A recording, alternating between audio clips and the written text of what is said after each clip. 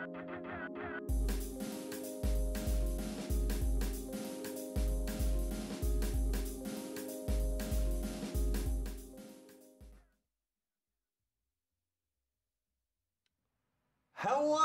everybody. I'm going to give everyone that first hello to, Hello. you know, do the sound, because my voice usually carries. I get it. I understand. But welcome to the unveiling of ZBrush 2019. So for those that don't know, I'm Paul Gabry. We've got Solomon Blair over here to the left of me. Yeah. And pretty big treat. We got Joseph Druss off camera right now. I'm in the same room as you. He's actually here in the same room. That's right. He's not a hologram. Prove it. Right. So we're really excited to share with you what we've been up to. Now, some of you might have watched the ZBrush Summit in 2018, and we did show a little sneak peek of this version. But you're going to obviously want to tune in for this whole thing, because we're going to show you some more items that was never shown at the ZBrush Summit 2018. So hold tight for a wonderful ride. Get your popcorn ready, sodas. As always, get your popcorn ready. I do love myself some popcorn. At all hours of the day, according to you. It's a great snack. You can't go wrong with popcorn, can you? I think it's a fan. I love popcorn. It's delicious. It's light in calories. Tastes good. You're just eating butter. You're just really in it for the butter. You just straight butter. Okay. It's a topping. Where do you for the think butter. he gets all the energy? Wow, this stream's turned out great. We're already on tangents. It's fantastic. Okay, so let's get back to you and talking about ZBrush 2019. So we're going to be doing a couple presentations where Joseph Druss is going to be going first, and then I will be going, and then Solomon Blair will be following up at the end. Bear. And after that, though, we'll be sharing some more information with you. We have several of our staff members in the chat, so we'll be able to communicate with you. Solomon himself is over there. Actually, you know what? I'm going to say what's up. He's going to do a what's up now live. Wow, this is happening. Technology. Technology. We're going to prove beautiful. our aliveness right now. That we're not a recording. That we're not a recording. Okay, someone tell Paul what to do, and he does it. It's the only way you can prove it. Okay, so. Again, we're really excited to share with you what we've been up to. I know some of you have been commenting about the images being put up on ZBrush Central, so there's a lot to share, so we want to get into it. So we're going to start with Joseph Druss, and I'm going to hand it off to him now. So, Mr. Joseph Druss, would you please take it away? I think so. All right. So how you guys doing? Welcome to the unveiling, as Paul mentioned. So we have some new things to show you guys for the release here. So we didn't show everything at the summit if you guys tuned into that. So to start off, you guys may have seen some of the renders, especially the ones that were on the screen behind Paul, and then some of the banners we had on ZBrush Central that were enticing you to watch this event.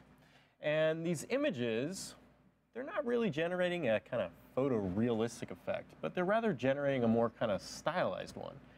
And so you can think of like a stylized in terms of like a comic style or maybe a drawn style. So something that kind of has an air of user error. So you know, taking something that can be precisely generated in a computer and then changing it a little to bring some more life or some more, you know, errors into the equation. Unerrors. Remember that one. It's going to be on a shirt. Okay. So to start off, I'm sure you guys can all see my screen here, and I just have this mech model here. This is one of the mechs that ship with ZBrush. And I'm going to go in, and I kind of want to generate this in kind of a toon shade look. So I'm going to go in through some of the stuff that we've kind of generated in here. So first I'm going to open up my little bar here to get a little more space. And then I want to make it kind of a comic style. So I'm going to change my background here from this gray. So I'm going to the document here, and I'm just going to change my coloring a little bit. So get kind of an off-white as my background.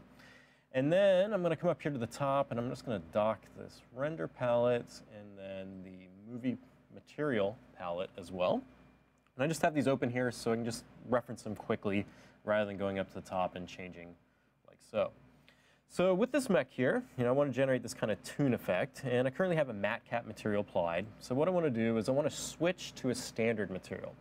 And the matte cap materials inside of ZBrush, they're going to have lighting information baked in. So if I come over here to the modifiers for the matte cap gray here, you can see all the way down at the bottom I have this image that's already loaded in. So a lot of the information you're seeing on your screen is being generated by this image. So to get a toon shaded look, what I want to do is I want to change my material to a standard one. And the standard material is going to accept the lighting from the light palette up here. So I'm just going to click on the material area here, and I just want to select the skin shade 4 material. This is one of the materials that will be affected by lighting here. And if I come up to the top here and go to my light panel, I can move this around. And as you can see, as I change this, my model is going to be updated. So I can use this to kind of generate differing lighting effects. And once again, this is all real time in the viewport here.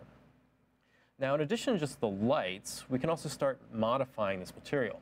So I'm going to go to my material palette. And I'm going to come down here to the diffuse curve to kind of start off. And you can see that this curve has this nice little ramp.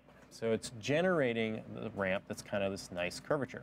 And what this is doing, it's generating this nice fall off on the model. So you can see circular elements here are now appearing kind of soft and rounded, and it's all because of this curve here. So what I can do, and this is something you do in existing 2018, is I can start modifying this curve. So I can come over here and click on one of these dots, and you can see it's giving me this soft curve. But if I drag it off and drag it back on, then I get this nice angle.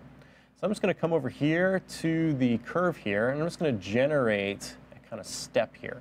So I want to take the curve and generate a harshness to it. So instead of having that nice round effect, you can see I now have this step. And you'll notice the change here in your material. So you can see now with the step here, I have basically 2 colors that are falling on the model. And I have this bright white and this middle gray, and then you can see I have a shadow of black. And so if I rotate around my mesh here, say to the back side like this, you can see that it's replicating over here. Now, once I have this, I can change the focal shift and the strength over here. And this is going to determine how much of the white and how much of that gray is being put on the model. And so you can see as I play with this, I'm going to start getting this kind of tune shaded effect on it. So it's updating the material on the fly, and it's giving this effect. Now, with this, it's still not kind of looking tune shaded. And the main thing you'll notice here is in the shadowing. So if I look at this area right through here, you can see it's kind of giving this blended grayscale value. So instead of giving me just 2 colors, I'm getting kind of this blend, right? So it's a little bit darker gray right here than it is right on the edge here. So what we've added is we've added the ability to preview flat shadows in the real-time renderer. So if I come down here to my render tab and I go down to the preview shadows area, we've now introduced a button called flat shadows. And when I activate this, you're going to see these gradient shadows that are being cast in real time on the model turn into flat shadowing. So in turning this on, you're now going to see I'm going to get more of that posterized effect. So now I'm getting a harsh breakup in my shadows. And as I rotate this around, this is going to update in real time. So now I'm starting to get these harsher shadows. And then if I turn them off, you can see I'm back to the blended ones. So this flat shadow is going now to allow you to kind of reach more of the quality of, say, a comic book or a tune shaded style. Now, in addition to the flat shadows, this model's still looking potentially like a painted effect, but I'm going to go and add some lines as well. So I'm going to go back to my material palette up here. I'm just going to close this. And I want to also talk about the specular before I get into lines. And the specular I can also use to drive coloring. So I'm going to copy this, and I'm going to go to the specular here and paste this. And the specular is going to allow me to put a color of specular on this, which is going to be another grayscale value. And the color for this is driven down here by this bottom, so this specular color. And if I come up here to the specular and crack this up, you can see now I have that flat shadowing, and I also have some of this blue color coming in from the specular. Now, at this stage, it's looking pretty good, but I need some line qualities to this as well. So I'm going to go and just disable the specular here to get back to my two-tone flat coloring. And then I'm going to go down here to the mixer area and open this area up. And all these panels here are located in the material panel. Now, down in the mixer area, you have these little sliders down here. So you have an outline and a depth. So for this version, we've totally recoded our outline ability. And this is going to allow us to get even better line quality out of our real-time preview. So if I come over here and change my outline, you're going to see I'm going to start getting outlines on my model. And as I change this slider here, it's going to allow me to increase or decrease the size of this outline. And once again, this is all in the real-time preview. So as I rotate this around, you're going to see that it's going to update on the fly. I can also control the depth here, and this is going to determine how much of this line is going to actually look at the depth of the model. So I can come in here and change this, and you can see as I go to a lower value, it's going to start getting darker. So it's going to start looking at more of the depth on the model. So I'm just going to set this to depth to maybe 3, and then change my outline to be like a little bit smaller, so something around there. And I can see I'm starting to get this almost kind of pencil-like quality. So I have my model here, and it's getting this little pencil shape to it. Now let's say the line quality here, it's coming in as this black or grayish value. So let's say I want to change that. So we've also added the ability now through the outline here. You can change the cavity color of that outline. So if I go back to my material here, you can see this is currently set to black. So I've just come over here and clicked this and then dragged to say a bluish color. You're going to see that outline is now going to change. And now I can come down here and adjust my outline and make this thicker or darker on the fly. So at this point, you may ask, well, why would I want to use this? Why would I want to view my model in this kind of cartoon or toon shaded effect? So one thing that's really nice about this is it's going to give you another take on the model you already have. So instead of having the model, say, in matte cap red wax, you can now view it in the toon shaded option here, and it's kind of going to give you a different feel or a different vibe from your model. So you may see things or irregularities that you want to soften or change, or you may think things that you like, and now you want to focus on them more and kind of bring those details out. Now this process here doesn't just work with, say, hard surface models. So I'm going to load in an example model here from one of our beta testers. So this is Daniel Bell's model, and I'm just going to load this in. While that's loading, Dress, I just want to highlight, because I'm watching the chat, some of the stuff Joseph is showing is new. Like that cavity change is new, and the real-time ability with the flat shadows, that's all new to ZBrush 2019. You don't have that in 2018. No. And the real-time more look. So lots of updates there in order to get even better toon shaded results that you can get. But just wait, there's more. There's more. There's always more. Dress has got 15-page notes, so don't worry. So here we have a model by Daniel Bell. So he was one of the beta testers for 2019 here. And this is an excellent model. It's very dynamic. And you'll see here, as I'm rotating this around, this is a real-time preview here of this model.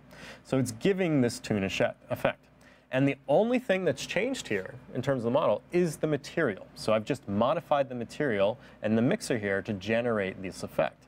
And so that is all that is changed, and I now have this result on my screen. Now I can take this a step even further, and I can just change my material up, and in the real-time area, I'm going to get that different result. And these differences can be pretty drastic. So here I have kind of this cool color toned version of it, and then if I come over here and switch my material to, say, this material here, I now have a totally different look for this model. So just by changing the material that's set up for this comic toon style, I now have a totally different effect. And this one kind of has this really nice kind of earth tones down here, and I really like how the smoke that Daniel's modeled here kind of plays off the different forms, and you can rotate this around, reposition it because it's in 3D, and now you can generate multiple images out of a single model. Now, another thing nice about being in this view is that you can still model and manipulate your mesh while it's looking like this. So if I say switch to the move brush here and say I decide that, hey, this cape needs to be a little bit longer, so I can just select that, and I can start moving it out, and I can start seeing this change happen on the fly. So I can shrink that. Maybe I want his hair to be a little bit longer as well, and I can just play with this in real time. So this is another benefit of using this real-time system here. So you can come through and display your model in different qualities, find things you like, and kind of change your style that maybe you didn't even think of. Like you could have started modeling this model and you wanted to go fully realistic with it, but then you start playing with the shaders over here and the materials, and now all of a sudden you have this totally comic style result. So really awesome stuff there. Now getting into this a little bit further here, I'm gonna have another example here. Loading this in here quick. Is we have a little scene here with some robots. And one thing we found when using this system or just testing the real-time mode of these shaders here is that you can bring in models that maybe you've created earlier, reuse of old models, and bringing them in and just kind of seeing what they look like now with this new system. And this is just the real-time mode. So we went a little bit further, and we decided, we're getting really nice results with the real-time shading, but we want to push this a little bit more. So what if we go into the best preview render, or our BPR mode that's up here, and we start trying to enhance that to bring out even more of kind of an NPR, or non-photorealistic quality to our renders. So we've added a whole bunch of different features for our BPR, and one of these is a huge change in our filter system. So with the image here, I'm just going to come up and just click BPR. And you're going to notice this is going to render with that, and now this is the result I'm getting. So whole bunch of new information has now been added to this render. So it started out with just kind of that flat toon shading, and now I get this result. So this is a drastic change than what I have. Now with this, we've added the ability to go through and create things like this as well, but we know that sometimes this can be a little complicated. So we've added a whole system of presets. And these presets now live in Lightbox, and if you open Lightbox up, you'll see you'll have a render set and a filters area. And in this filters area, you can see you have a wide range of different filters that you can apply to your BPR renders. So there's a whole slew of stuff in here that you can actually go through. Now I've called some of these out just for these robots here, so I'm just going to go through these guys real quick. And the system to process this is pretty simple. So we basically just did one single BPR render, which gave us this result here. And now if we want to change the look through our BPR filters, I can just come into Lightbox here and just simply double click on one of these. So let's say I want to view the robots here in this black and white anime style. So I double click and now boom, I've got a totally different look to my model. That wasn't me. I didn't do the boom. That was Count Joseph. it. That was Joseph. But you got to count it. That's one. That's one boom. One boom. One boom. One $1 boom. for somebody. So going on, okay, what about a blueprint, right? Double click, blueprint. Ooh. Colored pencil style. Here's that comic tone again. What would you call that one? Is the Solomon, you made that one, so I don't know, The to be filters. honest. It's been hard to pull me away from my desk with these things. I've just been making tons of Tons presets. Comic-y. Yeah. wildness. Let's just go with it. Yeah. So you see, just with a simple click, I've totally changed my render. And most of the models here that you're seeing, they're all using this kind of black and white structure. So these are just models that just simply have a skin shade form material applied. And now through the BPR system, I can come through and double click on this and get a totally different result. And you can have a lot of fun and a lot of creativity coming up with different styles. So if you want to do a whole series of models in a certain style, you can make one filter and then apply it across multiple models, and you're going to get this nice result. Now, the final one I'm going to hit with these robots here is this kind of pencil sketch here. I'm just going to get out of Lightbox. And this was all done through these filters. So I'm going to go through and just quickly show you guys a few of the filters in this system that you guys can manipulate to get this example. So I'm just going to highlight one of these robots here and just zoom in and reposition him like so. There. And once again, this is in the real-time preview right now. And then I'm going to click BPR here to get that render. And this is the result I'm getting here.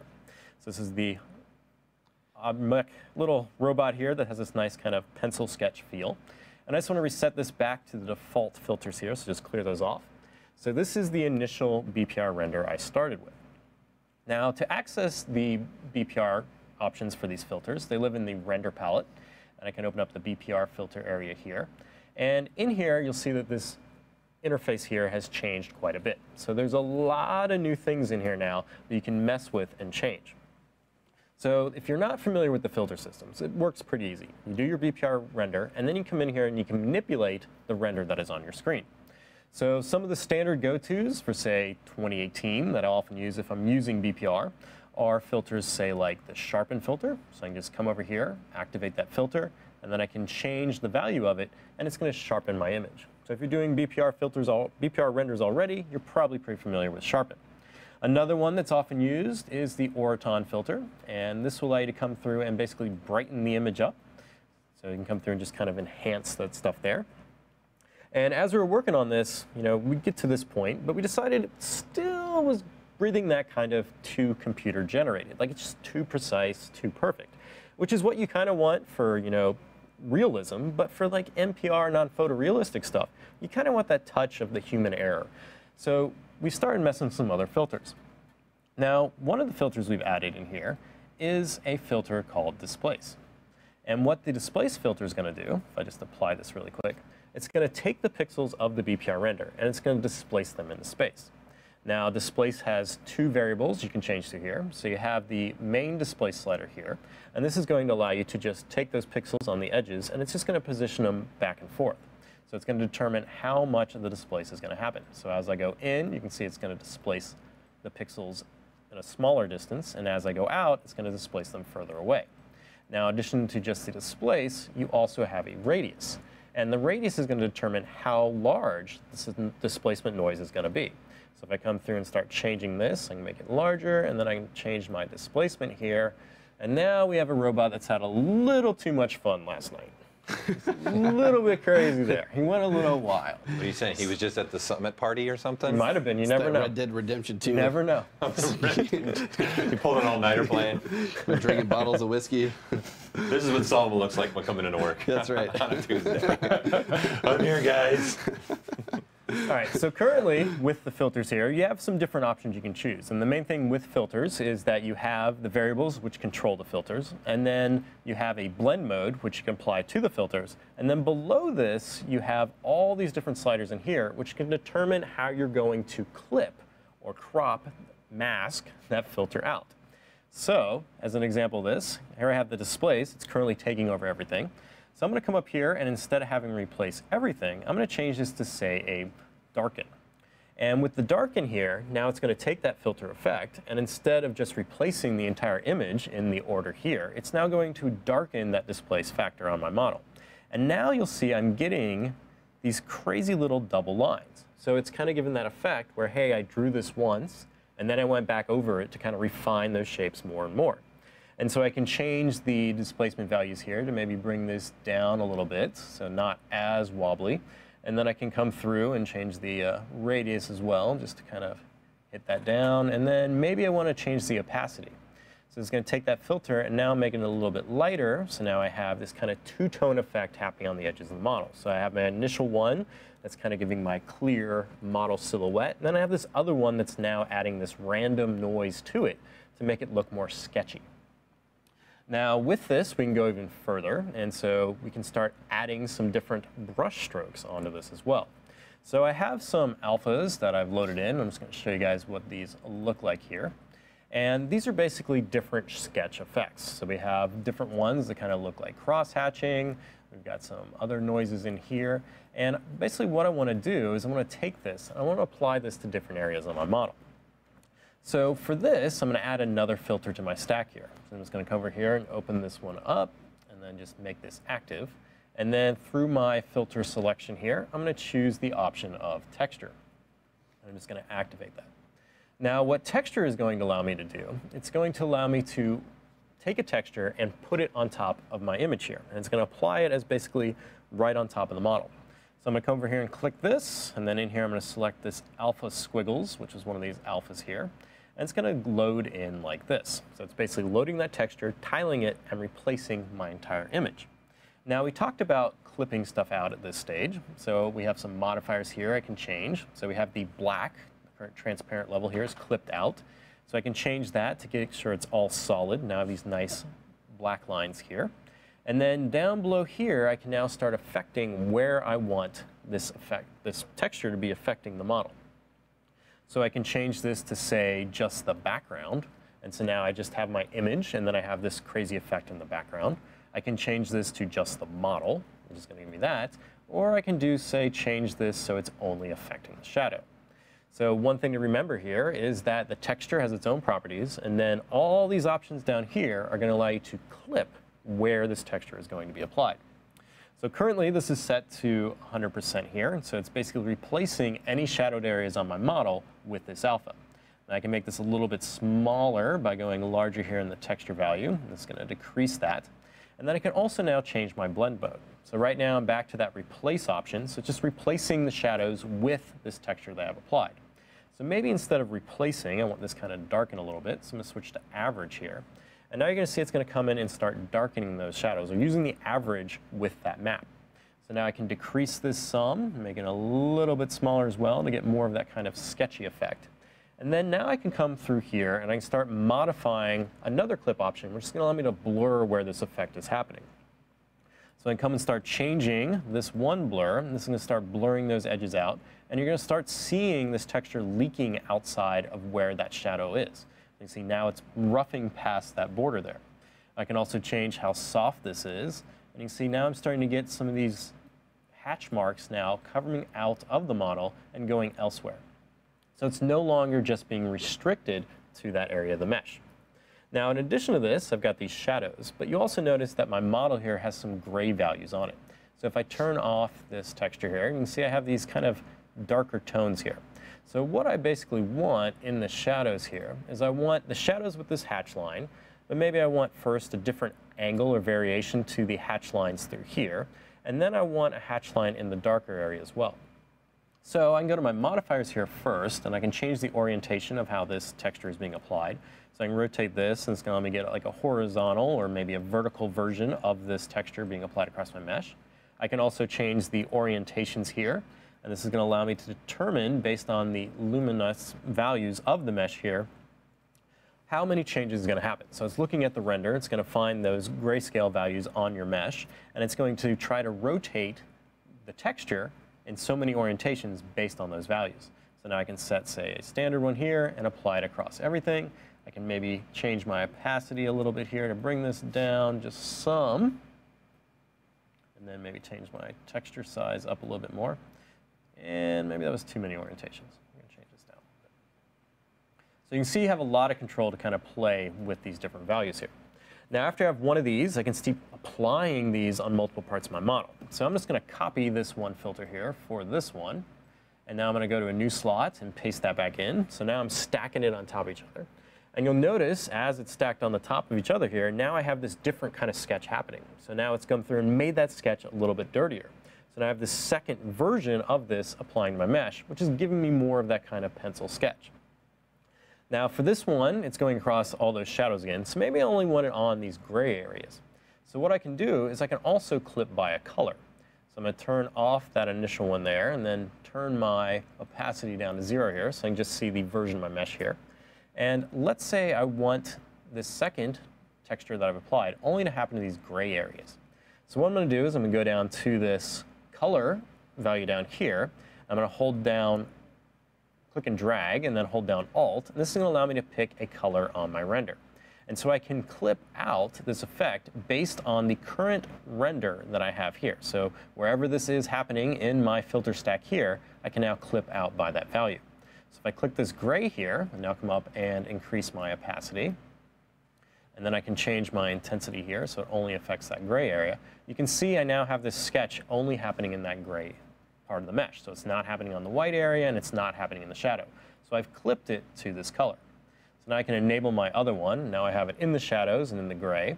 I can also now modify this other one here, maybe change my base orientation down and the number count there, because maybe I don't want it too crazy. I'm going to adjust this one down as well. Kind of pull back some of that shading that's happening. And then we're going to double up that filter again like we saw earlier. So I'm going to copy that and then paste that there. And now I'm getting this sketch quality back. So there's a lot of stuff you can do here and play with these filters. Now once again, you don't have to always dive in as deep into this. You can always go back to Lightbox there and load those presets already in, or people can now save these out through the option up here through the filters tab. You can actually save these filters out, make your own, save them, share them with the community, and then other people can download them and get the same kind of visual effect that you had in your models. Now I'm going to do two more quick little things here. So I may want to increase the intensity here just a little bit. So we have a filter that will just allow us to do that. So I can bring this up a little bit, so it's going to take a lot of that black out. Now I have more of this gray over there. And then we can add one more here, a quick one. So we want some kind of paper effect here. So we have a filter that will allow me to do basic dots on my model, or maybe even, say, squares. And now I can modify this really quick and start getting this kind of square effect happening. I modify this, and then I can now change my opacity here, maybe set this to a lighten instead of a multiply, and you start getting kind of this grid type pattern on your meshes. So you have this, all sorts of filters you can come through and play with to get your different results. So as we've been using this, I'm doing a lot of tests and trying to get this kind of different effect out of it. So I'm going to show another quick set of examples here, some renders that I was experimenting with this version. So I'm just going to tab over to this quick. And we were talking about revitalizing old models and seeing them in a new light or a new process here, some new perspective. So these models here were just rendered with that kind of grayscale value, so just basically white models with a skin shade 4 applied to them. And then the filters are what's driving all the work here. And so you can see I can take a model, that may not have looked all that great when it was trying to be rendered in a photorealistic mode, but now with this sketch shade option, I'm now getting these really nice effects out of it. And I've been going through a lot of the meshes that I've currently made and kind of running them through, and you're starting to get these really nice effects, some nice surface irregularities, some different results out of these. And so here's a searchlight as well, using some of that kind of sketch effect. So it has this one had multiple textures kind of overlaid on top of it to take it to this kind of level where it could be believable that it was drawn on paper. Here's another good example here of one that if you showed this to somebody, they're probably not going to say it's 3D. And using the filters, you can isolate these outer edges with like really small strokes that look almost like pencil, and then you come across and kind of vary these different areas with areas that look like they're ink splashes or ink washes, and really have some fun playing with this. And another example, which is now going to bring in another element of stuff here, and this is taking your models and also applying color to these models, and then using that color to offset or get different abilities out of it. So I've been having a lot of fun playing with this. So now, most of these models here you saw with the robots, they were all pretty much, as I was saying, grayscale models. So let's load in another example here, and we're going to show some of the stuff I'm messing with to take the BPR stuff even further, and some of the other filters that we have. So here we have one here, and this is just a simple girl model here, and she's just kind of faced off on the side here. Now for the robots, we went through and we were using the filters. So we're coming through here and double-clicking on these, and these were changing the effect we were seeing in BPR. Now the filter option here is looking at a file, and it's only going to look at the options in the BPR filter area. However, we have a second folder here called Render Set. Now what Render Set is going to do is it's not only going to look at the BPR filter area, but it's going to look at the entire render palette. So what this means is that you can now save and load your render sets. So if you had a lighting setup, you had shadows set up in another file, you can now save and load these through a render set file, and these are going to take all those values that exist in the render palette and load them into your current scene. So if you've never done a lot of BPR renders, oftentimes you'll come through and you'll generate an effect, and now you either have to merge another model in, or maybe recreate that effect from scratch. So now you can save all these out and share them. So if you have a project and you want all the renders to kind of look similar or same, you can now take those, save this render set out. So I have a few of these that I've culled out as well for this model here. So this is just the standard BPR render here. And I'm going to go through and just click on these again. And since this is a render set, it's going to have to recalculate the lighting here. So it's going to be a little bit slower than going through the filters tab. But you're going to get a drastic change using the render set versus just using the filter. So I'm going to come through here and just click on one of these. And you can see I've just taken that model, and now I have a totally different version of it. So now I have this screen tone effect that's applied. And this is just the same model with just a different render set on it. I want to say get a charcoal effect, right? So now I have something like this. And this is all using these BPR filters, and they're just being applied to the mesh. So unlike just doing it traditionally, say, through Photoshop, we have a lot of data that we can use inside of ZBrush. And this data can allow us to get different things out of it because the model is a 3D mesh. So we do things like create color pencil type stuff. So this is giving some nice lines and qualities into your mesh there. We can also take this even further and start generating these shattering effects. So now you have a piece of work that's stylized, right? You can hang this up on your wall. So it's this kind of stuff that's taking your 3D models and now transforming them into these kind of pure fine art works of art.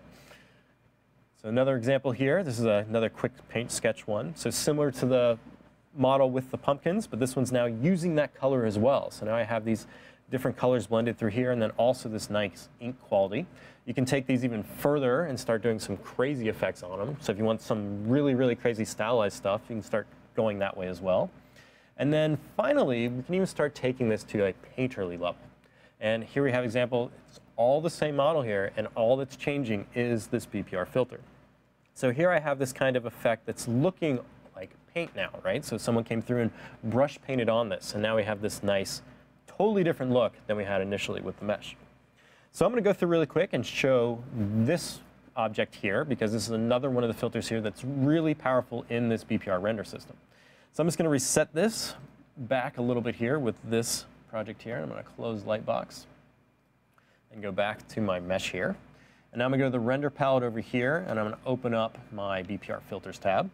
And now you'll see that there's quite a few filters I have here kind of loaded. So instead of taking you through the entire thing, I've loaded some of these in to kind of save some of this. So if I go to the tabs here, you can see I have a sharpen. It's applying this, so it's taken my initial model. Let me just go back to this. I've then sharpened it, so made some of those values a little bit sharper. Then I've added an orton, which is brightening it up, and then I've also added a displace. Now the displace for this version here, I have it set to this darken, so it's coming through and it's adding these kind of dark speckles to the mesh here. But this still, at this moment, isn't kind of looking like paint. So it's looking more kind of like a watercolor type effect on the mesh. So what I'm going to do is I'm going to add another filter here. And this filter is called Overpaint Color. Now if I zoom into this, or just enlarge the effect here, you're going to see that what this Overpaint Color filter is doing, it's basically going to take these squares and populate the filter with this. And then each of these squares is looking at the information underneath it, and it's generating the color from the average underneath it. So you can see as these are big here, it's looking at the average colors directly underneath where the square is located, and now it's giving you that color. Now if I go to the modifiers area here, and I start changing, say, the width and height here, this is now going to change those squares, and now by just adjusting this, I now have gotten to an 8-bit kind of result. So now if you want to do quick renders in, say, a 16-bit or 8-bit style, you can just apply a filter here and change this, and now you're going to get something like this happening. So you can see it's just taking the average for those squares there and then generating the color from it. Now in addition to just this, by setting these as a constant value, I can come through and start modifying these as well. So they don't always have to be squares. So I can change the width here, and you're going to see it start growing, right? I can change the height and change them that way. And then even down the bottom, change these back to 1 and 1 here, I have the ability to add slopes to these as well. So if I come to this X slope here, let me just adjust this so you guys can see this. I'll make it a little bit bigger. And what this is doing is these slopes here, it's now taking that square and now deforming it. So I can change the slope in X or Y, and this is now going to allow me to get these kind of tapered effects. And if I crank both of these up here, I've now started to get some arrow effects on it. And if you think about what we were doing with the other filters, especially with texture, is now you can take these and apply them to your mesh, change the blends modes, and change some of the other options in here, and you're going to start being able to get these layered effects on your model. We also have things like drop shadow in this filter here, so I can now start doing this. And then let's say I want to use this as a background. I can make these smaller, and then I can change my clipping on this to say maybe clip out the model. And now I have this as a background. So I can use a filter now to create kind of a paper effect behind my model. But for this option here, we wanted to go through and we wanted to actually generate a kind of painterly style. So I'm going to turn that drop shadow off and then set my slopes back here. And now I'm going to just make this kind of wider and then make them a little skinnier. And then I'm going to add some width variations to this. This is going to add some variety here. I'm going to also modify my intensity here to make it so it's the same color. And then I can make these smaller. And you now see I'm getting this kind of effect happening. Now I can go back in here and maybe adjust my height so these just start running together, adjust my width. I can change my orientation, maybe add a little bit of a slant to this here. I can adjust the size by the intensity, so this is going to make them smaller or larger there. I can then add some variation to that. So you can see just by playing this with this filter, you're going to get some really crazy effects out of this. Now after I have these set, I can then make these smaller, and you can see how I'm going to start getting this kind of paint style on my model. So we've been having a lot of fun just going in and experimenting with these filters to get these different results. So now I've taken this model, which was kind of that flat color. It started as almost like an anime style, and now it's gone into kind of more of this painterly effect. Now when you get here, you can start even applying the other filters on top of it. So I can come back in and say, apply a sharpen, which is going to enhance some of those edges, and come back in and say, apply another displace. And now this is making this paint a little bit runnier. So you can just keep applying these different filters on top of each other and then get these results. Now once you're happy with these, you can then save these out as well. So you can just come up here and save the filter, or rather save the whole render set. And then I can open up another project and load these in and get this same quality result. Now, one of our beta testers has been doing a lot with this kind of painterly style. So I just want to load his scene here really quick. So I'm going to go to the project tab here. Just load this in. And this is Pablo Munoz scene here. So he's been doing some really interesting stuff using these filters. So here I have his scene here, and I'm just going to render this with BPR. And Pablo has now had the ability now, through ZBrush here, to take what he had, and now I have a painting, right? So this is not looking like something you'd see created in ZBrush, right? I've got areas where it looks like the paint has been stocked up, blotted out. I've got all these different kind of coloring happen now. So now you can take your kind of images or renders inside of ZBrush here to more of a fine arts kind of mentality. So really, really awesome stuff. And all this is filters. So if I come over here, you can see Pablo's got some of the filters we've already been talking about, right? So he's got some contrast, he's got a sharpen, he's got some vignetting, he's got that texture coming across, he's got another sharpen, that overpaint color we just went into, the contrast auto color, a displace. So all sorts of different things just applied on top of each other, and he's getting this end result. Now for the modeling on this, I'm just going to zoom out here so you can kind of see his mesh as well, and just kind of show you how he has his scene set up. So he just kind of all has the mesh here layered through space. So he has, you know, his forest floor here, and then he has some mountains in the background, and then a backdrop in the back that's actually just been painted on.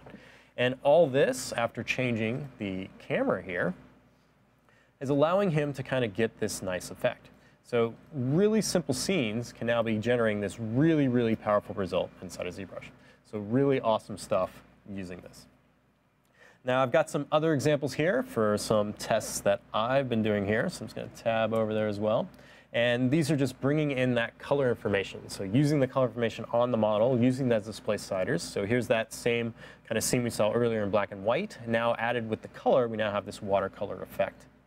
There's some more kind of experiments. So going in and seeing like really quick objects. So these were just created really quick with Sculptris Pro, applying some really, really quick coloring to it, and then using the filters on them. And what this is going to give you, it's going to give you these nice contrast areas through here. So these models were all single colors with some dots. And with the filters, I'm now getting these white specks that are popping off. They weren't there. I'm also getting this kind of nice rough edges and shadows. Those weren't on the model either. And I've even gone to more exploration of this, so taking some of my kids' children's books and looking at the illustrations and seeing if I could reproduce the nice painterly styles in 3D. So these were just really quick 3D models. I scribbled some poly paint on them, and then now applied with the filters, I'm now getting this effect. Same with these birds here, so similar, like another children's book illustration. Say quick models come in, and then just applying filters and getting a result. Another one that was most of all the effect you're seeing here is being generated by the filters. So this model is actually really, really rough.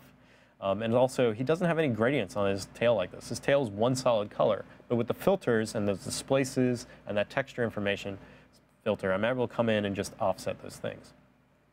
Another example, so not quite painterly, but going to more of an ink style. And this was pushing the element as well. So going in and adding some lines in poly paint, and then using the filters to add the other elements to it.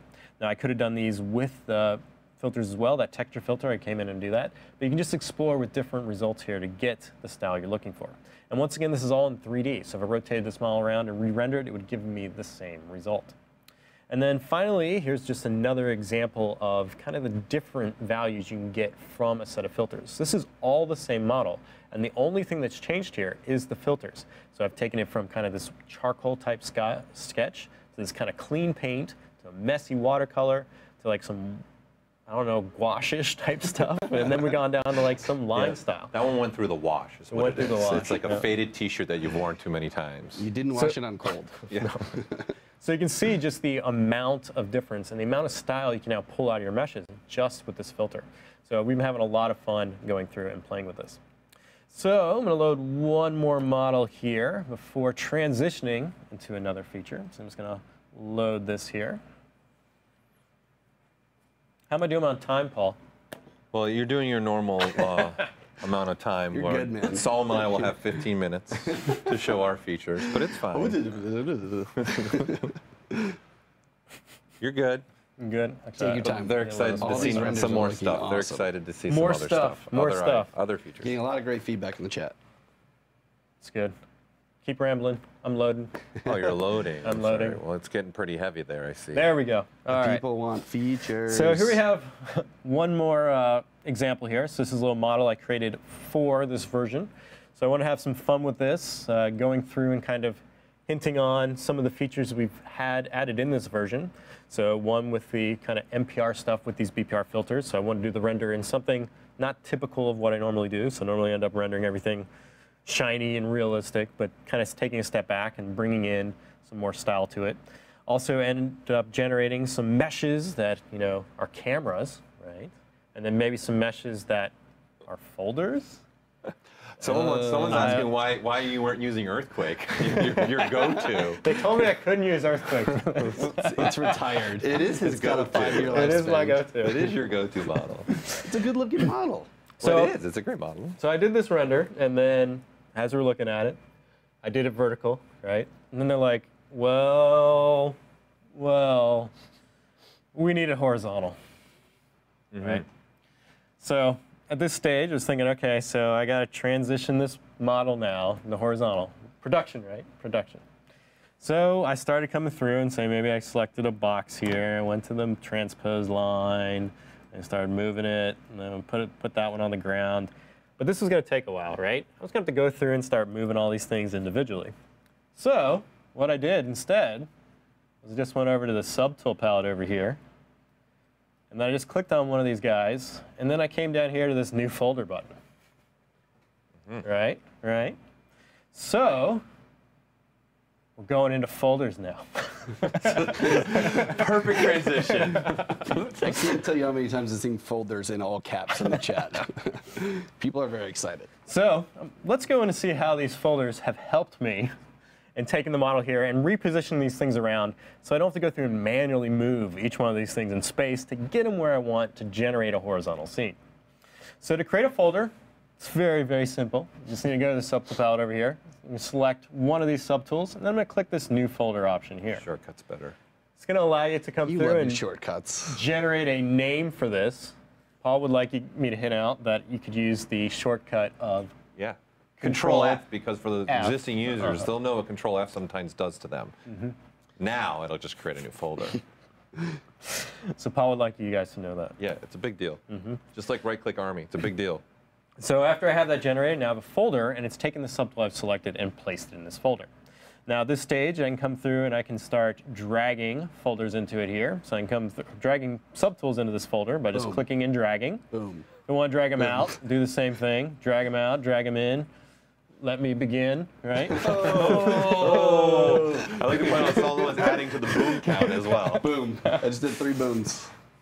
I can also make new folders as well. So say I want a folder just for this one. Come over, select a new folder for that one. Say other camera. I got a second folder.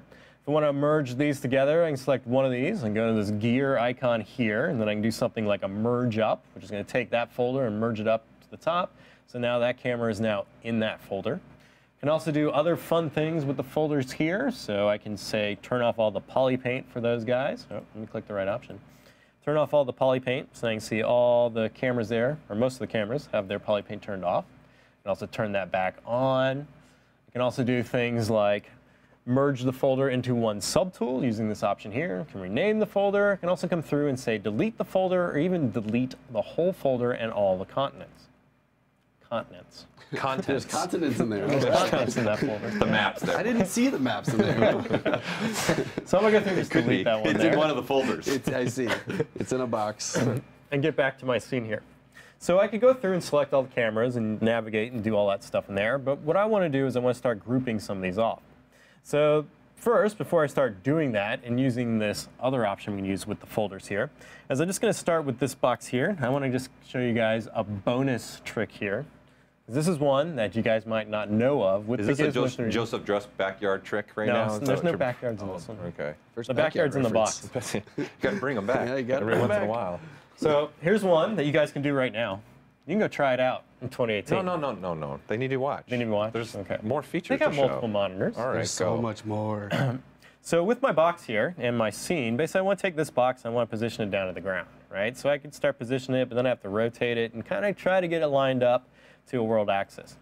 So what I can do instead is I can just position the box at an angle, something like this, and I want to make sure I have the Gizmo 3D active in this stage. And I'm going to hold down my Alt key, and I'm just going to click and drag on a surface normal of my box here. So I want to do it on the bottom of the box here.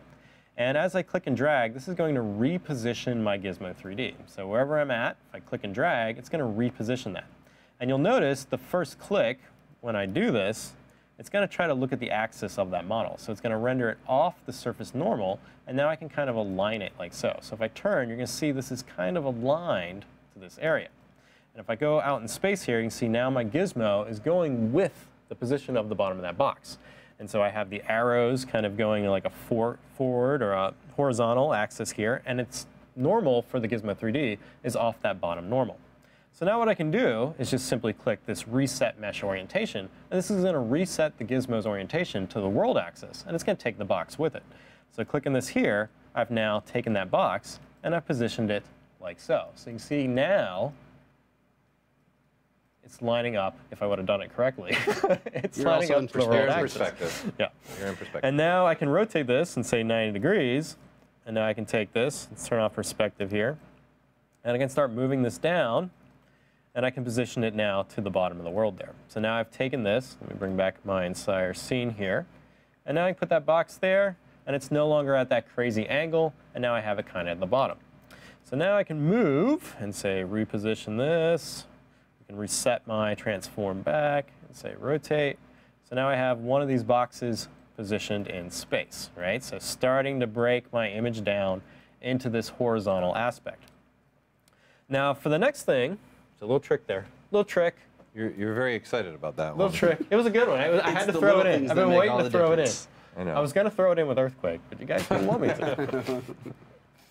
All right, so now I can go through and I want to start breaking up some more of these, right? So this set of boxes right through here, I want to take those, maybe position those on the ground, and then leave these other ones with the robot holding them. So, you know, I want some of them gone, but not all of them. And to select these, what I want to do is I want to go through and select one. I could select one, make a folder, and drag it into it. But instead of doing that, I'm going to use the Transpose All Selected Subtools option to generate a folder, or as it's known as pizza boxes. So we're going to switch to the Gizmo 3D here, and I'm just going to select one of these objects up here, so maybe this camera. And now I'm going to go and I'm going to activate the pizza box mode. Now, Paul, do you want to explain your pizza box theory here, or do you want me to try to stumble through it? So Paul has a great analogy for pizza boxes. It's amazing. Well, it's grown off your pizza box idea. Are you just having dinner by yourself, or are you having a party? So do you want everybody to come to the party, or you just want one person at the party? Depends on the party. So by turning it on, I'm having a party. There's multiple people coming. I need multiple pizzas. I need multiple subtools to come to the party. Your logic is sound. Okay. It totally makes sense. It's there, and I'm going with it. Okay. So party mode, non-party mode. There you go. One pizza or multiple pizzas. That's how we're doing it here. So I want multiple pizzas, right? We're having a party, you know, multiple subtools I want in the equation here. So I'm going to activate that, and now I'm going to hold Control and Shift, and I'm just going to drag across these boxes here. Who's coming to the party? And we're going to see, as Paul said, who's coming to the party, right? So anything in this green area here is now going to be rendered without the hatch marks. And these are all the people that are all the subtools that are invited to the party. You might not think it's funny, but then I'd like to point out I did this live, like on the floor. It was excellent, and then we've stuck to it ever since. Yeah, it started with pizza boxes, and then you brought in the party, and now it's where it's at. So I want to take these now, and I want to turn them in a new folder. So I'm going to go back to the subtool palette over here. I'm going to go to this new folder option here. And this is now going to bring up a little dialog that's saying, hey, it looks like you're having a party. Do you want all these subtools to go? And of course, you always say, always yes. Always yes. I mean, why would you just be like, no? Like, no. Yeah, You're having a party. You want always yes. And so what this has done, it's now going to allow me to make a new folder here. And we're just going to name this one party, just straight up. There you go. And boom. Boom. Now I have a party subtool. So now, with this party subtool, I can get out of this mode here. We've and go back and I can started start a pizza conversation in the chat right There's now. somebody commented and said they're hungry now in the chat. Continue. So now that I have this party folder going on over here, and I can see who everyone's in here. Like this almost says Hassels. David Hasselhoff, but it's Perfect. Bland. He's in the party. So now I can start using this to my advantage to manipulate all the subtools that are in this folder. So I can come over here, I can activate Transpose Set, and what this is going to do, it's going to look at all the subtools in this folder here, and now add them to the Transpose All Selected Subtool mode, and then it's already going to go through and kind of hatch out everything else, and now allow me to control these right out the gate. So now I can take this and reposition this out in the world, and turn off perspective here, kind of angle this. and get this placed where I want it. So maybe I want it down a little bit like this, and then maybe over here. So something like that. And so now we got that repositioned, right? And now I'm going to go back to my gizmo. I'm going to deactivate the pizza boxes there. And now I want to group up some of the other stuff here. So I want to group up my robot, put him in a folder, and then also group up the boxes. So I'm going to go and select the box here quick. I'm going to go back in the transpose mode, activate transpose all selected subtools, hold Control and Shift again. I'm going to highlight everything here. So you can see the robot went with this, but I don't really want the robot in the party. He's not invited. The boxes and the folders and the cameras, they're invited, but the robot, he's not allowed. So he doesn't eat pizza. He doesn't need to eat. He doesn't need to eat. The cameras need it, though. So I'm going to hold Control and Shift. I'm going to click on the robot now, and this is also going to activate this transpose all selected subtools mode. And I'm just going to cull him out of the equation there. And now I'm going to do a new folder on this, and we're going to call these carried boxes, or just held. Typing's hard, people. And there we go. So now I have a folder called held boxes. Now you'll notice when I did this, I had my other boxes here still going, so it took those and put them in a folder as well. So we want to change that really quick. So I'm going to hold the Alt option here, cull those out. Now let's do this one more time here. We're going to do this. You guys can read this at home. And there we go. So now we got our boxes and we got our actual held boxes, and they're together. Actually. And then for my robot here, let's put him in his own folder. So we're going to name this robot Paul. Perfect. So now I got a Paul robot. Now this is going to be very similar to what we were doing in Toy Fair up in New York. So if my flight got delayed, and Paul had to go through and, kind of set everything up. So Paul was doing the heavy lifting, and then I'm going to just duplicate this because I need to make myself a robot. And so I just did the duplicate option here. I now have a second Paul robot. We're going to rename this one so we can rename our folders as well. We're going to name this as Joseph. So now we got my robot. Now I'm going to take this robot, and I want to move him by himself. So I'm just going to go transpose set. This is going to select him. If you had multiple tools in here, they'd go as well. I can move him off in space. So I'm going to make it look like how it really did when me and Paul were in New York, right? Further back. So here we go. Paul's up front there, right? And, I wasn't just running around carrying nothing here. Uh-oh, I might have dynamashed. So I was carrying some stuff. So I'm going to duplicate this storage box. And then I'm going to take this, and now we're going to position him back over there. Just take that. Move it like so. There we go, people. And this is the image that I wanted. So Paul's up front doing all the work, and I'm just in the back with my one single box. The worst part, it's only funny to you and I, because we're the only two there. So anyways, what happened? Just a side note, everybody. Joseph's flight got delayed, and I set up the entire booth and tables and computers. Then Joseph literally came down the escalator and said, "So what do we got left to set up?" And I said, "Nothing." So this is where this joke's coming from. So now you're in it. Enjoy. It was a lot of fun. Not really. It was, though. It was fun for you. Well, not really. You were stuck in an airport for 5 hours. This is true. So there you go. So that is a brief functionality of folders. Now there are some more things here that I didn't hit, so I want to hit on those really quick. I'm almost done, I swear. So I'm going to load up another project here really quick. And this is another example here. This one's already been set up using the folders. And the folders have been, extremely huge in going through and kind of re-existing and organizing my tools here. One thing I forgot to mention, with the subtool option here, you also have a visible count now. And you can change this, which will grow or shrink the amount of subtools you can see. So if you have a really tall ratio monitor, say a 4K monitor, you can actually extend your subtool count here to be quite large. You can see more subtools at the same time. So that's been really handy. So here I have another model here, and this is a helmet model. And Paul's going to mention what this helmet may be for here in a little bit as he does some other news announcements. And with this model here, I have it broken up into a lot of different subtools. So the plan for this is to be kind of printed. So I've gone through and kind of cut it all up into different subtools. You can kind of see all the different subtool breakups on this. And then I've gone through and put all these different subtools into folders. So I have all my different parts kind of organized really nicely. And then at any time I come through and just kind of start hiding or showing these different elements here. And so it's been really nice to manipulate the different forms here. So the one part I want to kind of emphasize here in the folder is with this horn here. So I'm just going to select that and open this up. And I'm also going to enable live Boolean. So when taking a model and breaking up for 3D printing, you often have like multiple pieces you want to kind of merge together to get an effect. So with this horn here, I have some different elements. So if I turn off this part here, I have this kind of positive form. And this form is made of multiple parts. So I have the front of it. I've then got these little keys that generate these aspects here. And then I have kind of this plug type shape as well.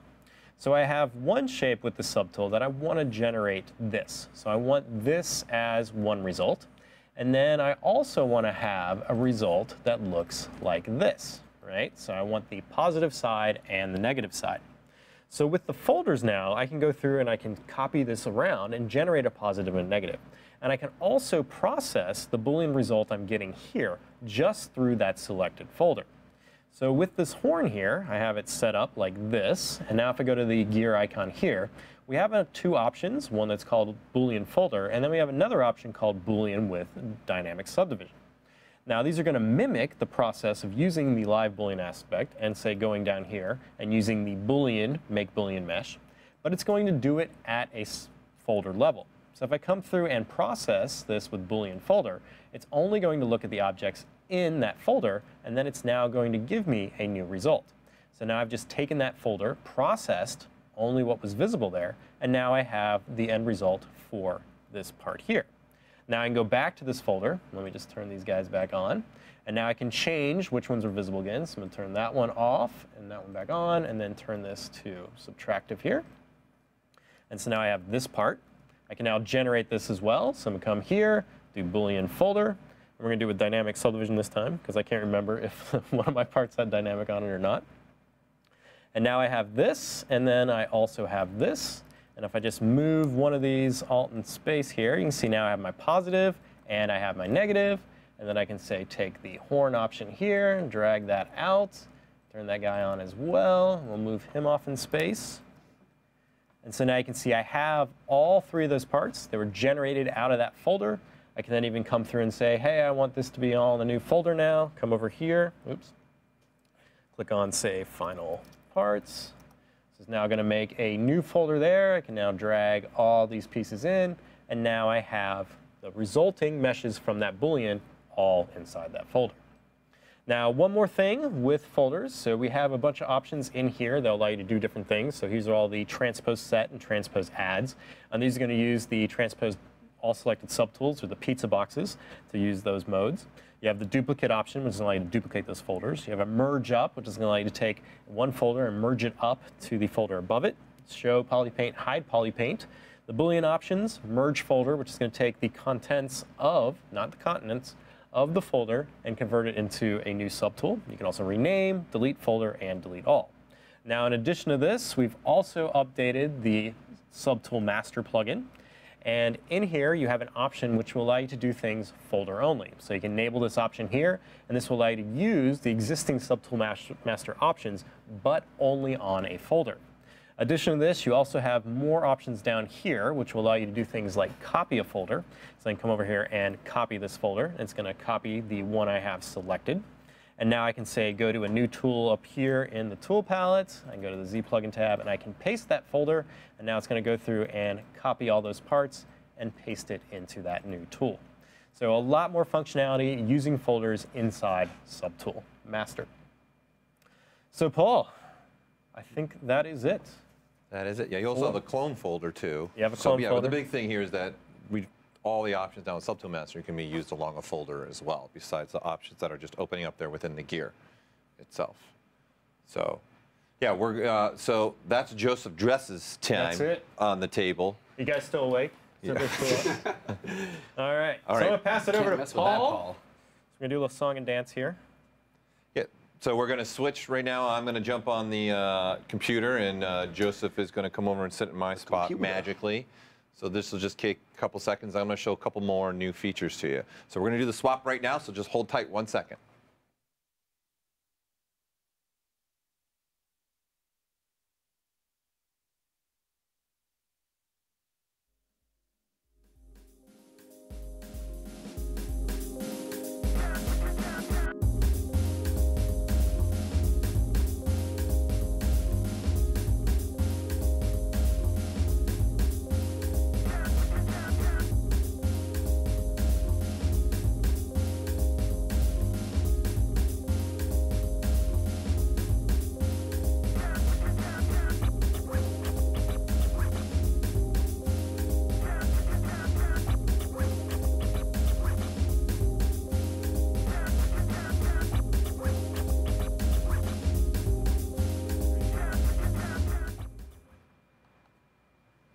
All right, welcome back. Okay, it's my turn. Adjust your volumes. This is probably about as loud as I'll go for maybe 5% of the time. Yeah.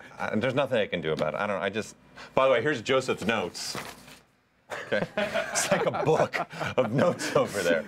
I'm just right straight gun. Let's just do this, right? So it's really loud. I love the guy. I love the guy, but it's just fun. So I'm going to show you guys a couple other features here too that we're adding into this version. So this little ship you see here was actually done with a new feature that Solomon's going to handle and take care of. But I want to show some other things in here. Joseph left me the really fun stuff. Yes, the really fun stuff. So I'm just going to get rid of what Joseph's been doing over here. And I'm going to dock something. I've seen it in the chat. People have been talking about it. So we're going to pull over the draw palette over here. I'm just going to dock this over here. Someone said you had to readjust. Readjust? Readjust the monitor. Or the really bad joke is I'm going to put some perspective in this demo now. Oh, there okay? it is. There it is. There it the is. real bad joke. So, and what I mean by that is I'm going to show some camera stuff, okay? So there is more to the camera than we showed at the summit. Oh, right there, more G.I. Joe. That's for you, Joe. Okay, he loves G.I. Joe. So obviously, we can have the capability now to switch between different focal lengths. So all I have to do is obviously click any of these presets. So now what you'll have here is you'll have a perspective, and then you'll have a new universal camera mode. So I can turn off this universal camera mode if I want to and turn it back on. Okay, and we're going to get to some things that we can do with this as well. So you've got obviously your presets, where now it just looks like a flat coffin, I guess, ship that people keep calling it in the office. So it's all right. It hurts my feelings. I'll cry tonight and taste the salt in the morning. It's fine. So you have a slider ability, of course, here as well, so you can adjust whatever you want to do. Okay. So it really opens up now for us to be able to use a universal camera. Now, what also we've added is undos. So I can actually have 14 undo redos here. So I can go up and down the redos and look at the different mistakes I've made to this model and into my life. Okay, I'm good. But not just that, what we've also added is, this is a big one, I think, is being able to actually store cameras. So you're going to have the capability now, so if I want to see the back view, right, there's the back view, and then now if I want to see front view, oh, gorgeous, beautiful, right? And then you're going to be able to rename, delete. I can cycle through cameras if I want to this way, right? So all I have to do is hit the store view, and we're going to be able to store different cameras, right? So this has been really nice, and this is going to save with your projects. Okay, so for those that don't know, you have a tool, which I am, or you have projects. So Joseph likes the big tool thing, so that's over here in the tool palette, saving a tool, okay? And then in the file menu, you have projects as well, and you save as projects. So if you're going to save projects, all this stuff I'm doing with the camera and these stored views, I'm just loading a project, and they're all going to be there. That's all stored, and it'll even remember. Have you noticed the camera was also switching? If I start switching these views, you might see I just switched from a 50 to 18 millimeter, right? So we're getting different views going through here, which is a nice way to be able to work. I'm old school. I used to use timeline, but now that we have that, it's a great way to figure out what view and what angle I want, especially with all the rendering stuff that Joseph was showing to you guys. So one of the other big ones is also been a request. I know I've received many emails, Joseph and Solomon as well. So we now have the capability to lock a camera. So with our universal camera, you can lock the camera. And what exactly is that doing? I'm going to switch to I'm going to switch to the Damien standard brush. So what this is doing is giving me the ability that I can come here and start sculpt. Beautiful, beautiful stuff. But the model is locked. So I'm not going to rotate my model now. and then be able to do whatever I want, right? So I can sculpt. I can even switch to a paintbrush. What color are we feeling today? I don't know, green maybe. And then I can come down here and maybe just start working on the edges and put a little green. I have no idea why, but just go with me on this, right? And then you can see my camera is not going to move, right? I can even come back here and switch, well, what does that look like in back view, right? And I can start still painting and sculpting here. And because the universal camera is locked, I'm not worried about now rotating my model or shifting my model. And when I'm done and I'm happy with this, I just come out of the locked camera view, and now we're back to be able to rotate, move, and scale, which are all going to join the right-click army now. I'm using right-click to do my navigations, which I'm a big fan of. So you can continue this process now. So it's a great way to obviously set up, look at what you're doing. So obviously a lot of the questions you're all asking, well, I want to import, I want to export, I want to do some other things with just having the camera in ZBrush is nice, but I want to do some other things. So I'm going to load quickly another scene here, and you can see it's just gorgeous. Gorgeous. Oh, wow, green. Let's really get rid of the sets it green. off. Let's get Right. So I want to do now a top render view. So we have a top render view. So what we're going to be able to do now with this, because it's a universal camera, we're going to be able to use some other things with this. So number one, I'm going to be able to go here into our render palette. And for those that have this, I'm going to close this filter things here, an external render. We can turn on Keyshot, right? So what this is going to do is going to set everything you see in ZBrush and throw it over to Keyshot. So many of you are using this. So what also now is going over is our camera. So if I tab over here and we just unpause this, you can see that I've sent this over, right, to Keyshot. And now there's going to be a ZBrush camera available to you. So obviously this ZBrush camera, if I go to my settings, you can see through here all of our camera settings, and you can see here a 50mm, right? And that's what I sent over when I did this. So if I come back in, you can see I'm sitting at a 50mm for this particular shot. Now, I want to take this a lot further, right? And think about some of the things that Joseph was going. A lot of people were asking, well, how do I export this? Well, how do I get this out, right? We're thinking about rendering and passes, and ZBrush is very popular for being able to do that. It's a popular workflow for sending things to Photoshop. There's a whole plugin that exists just to send to Photoshop and send your passes, right?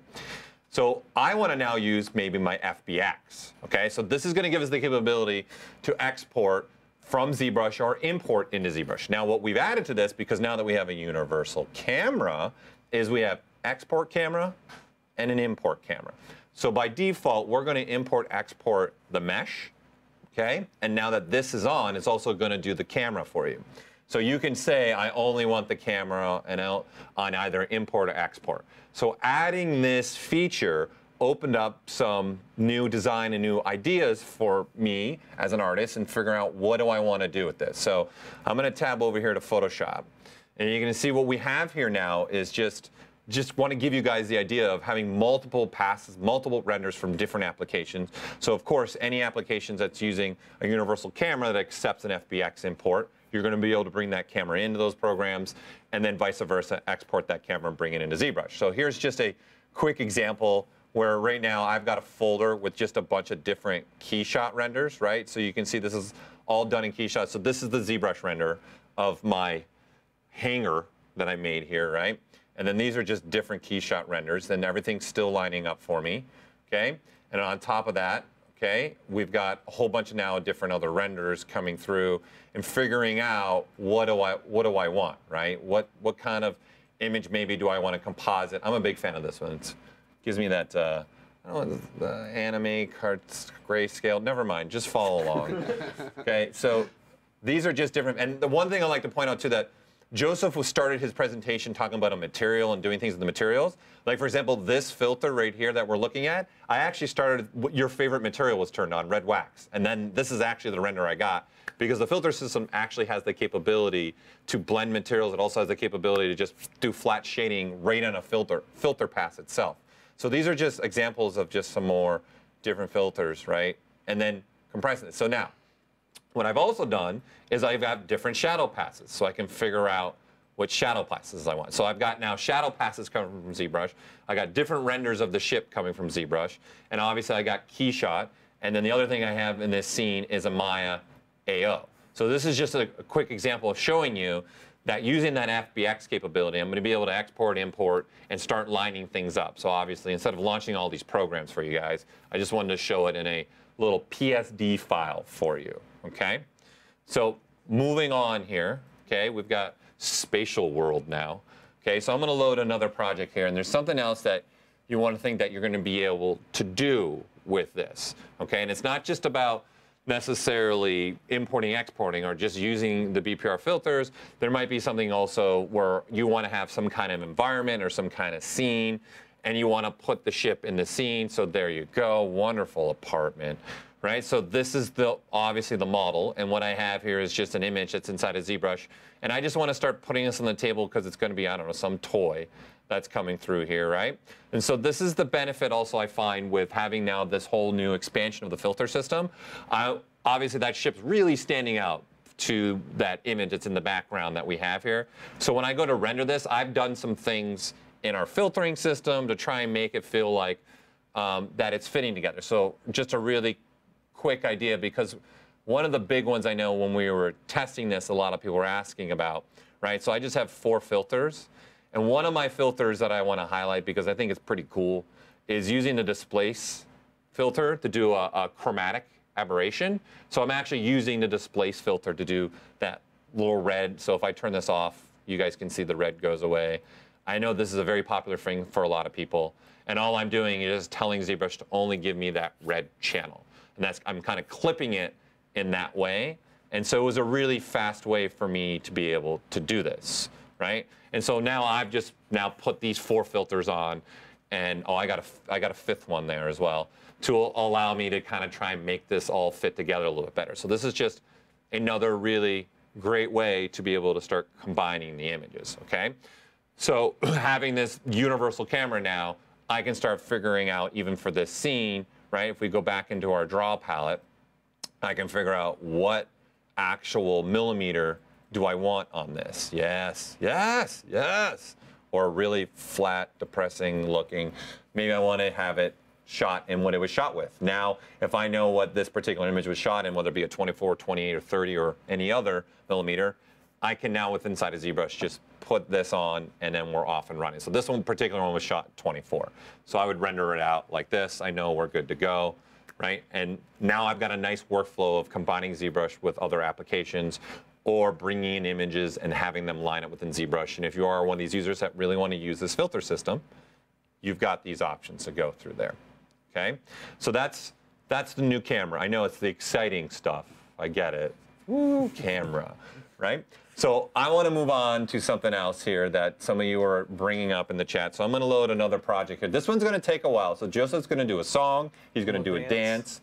Because I've got a lot of things that I'm loading into this project. And what we're going to be moving on to now is the ZRemesher. So yes, there is an update to ZRemesher. So this is going to be ZRemesher 3.0. And that's right, you got to say it that way. It just sounds way cooler than version 3.0. So obviously you guys have had in 2018 version 2.0, okay? So we've done some updating to this. We've done a lot of actual changes to this. Like, this wasn't just let's add some features to ZRemesher. This was let's take a look at what it's doing. Let's take a look at some models that people have had issues over the years with. Let's take a look at the user base that we have from various different industries, how they're using and bringing stuff into ZBrush, and let's see if we can revisit this and come up with new ways to attack this. Oh, wow, it's a cube. It's gorgeous. I told you I was loading a lot. It's the Borg ship. Hello. Okay. Bam. There, I just did. I can't get away from that. I don't even know why I do that anymore. Okay. I only do it in streams too, by the way. I don't understand why. It's like when I'm teaching in class and I like to have pretzels as a snack. And then it's my go-to snack. Snack and have pretzels? I do. That's my go-to snack is pretzels. Okay. Is there a certain brand?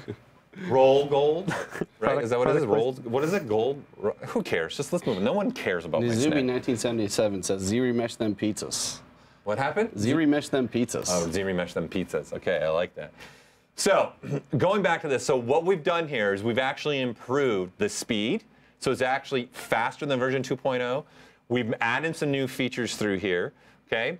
And these additions have really opened up some stuff. I know a cube is not very exciting, but I want to first start, wow, beautiful.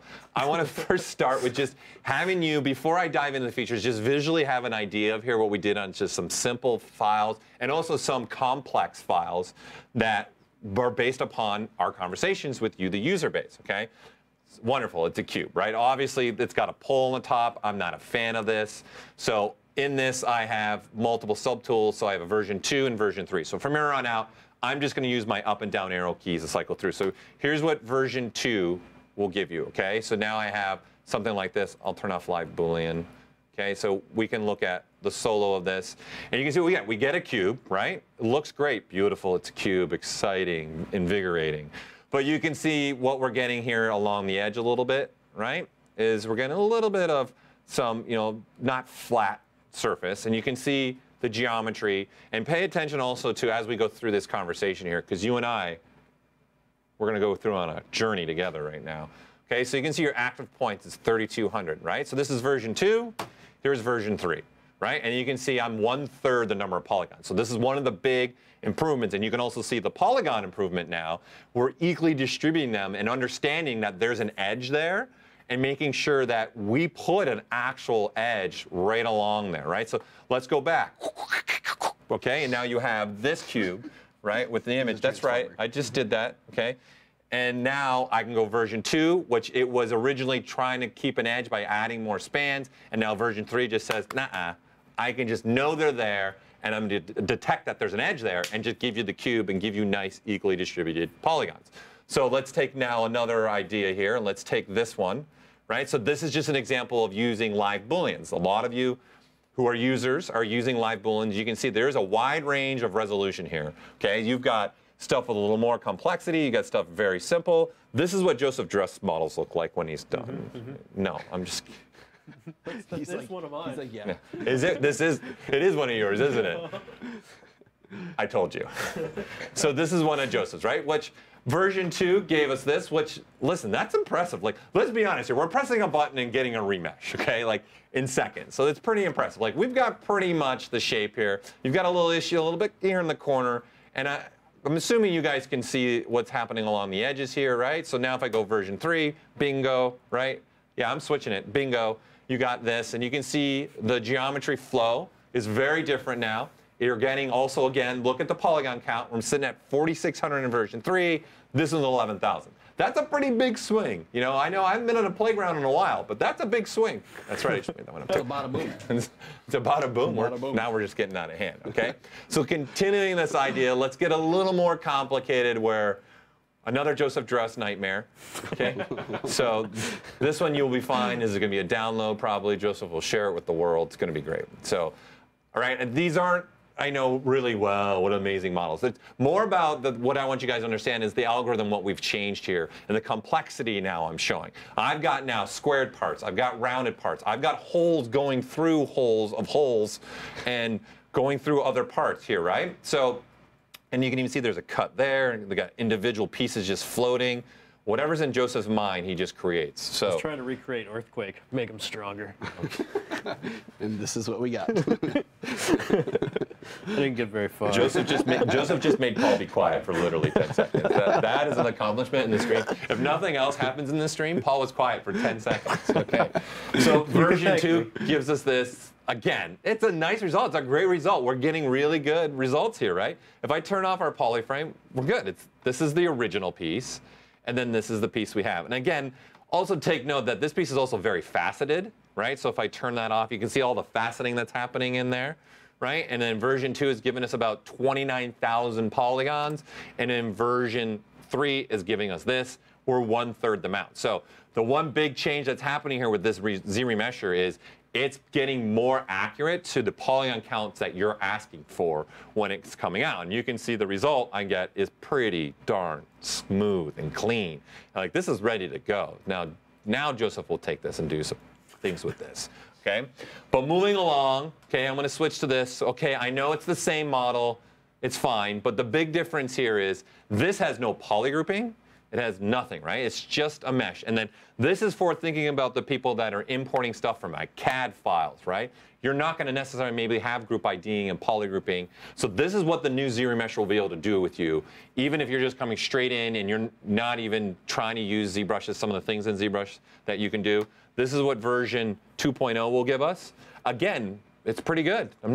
Again, it's a couple seconds to make this piece, then give me what I have. I now have equally distributed quads, looking good, ready to go to start sculpting. But of course, version 3 now gives us this, right? So again, the biggest thing I'm trying to emphasize here is our polygon count, right, is really drastically changing now. We're going from 20,000 to like almost less than 5,000. We're getting cleaner topology flow. We're getting automatic polygrouping. For those that don't know what polygrouping is, like some of you might call it group IDs, right? And you can click on it and just look at that visible piece. So again, this started with none of that, and now the ZRemesher is even giving me the polygroups based upon that. So that becomes pretty powerful. Now, moving on, what we've also done is, yes, I know you thought we were going to get complex in shapes.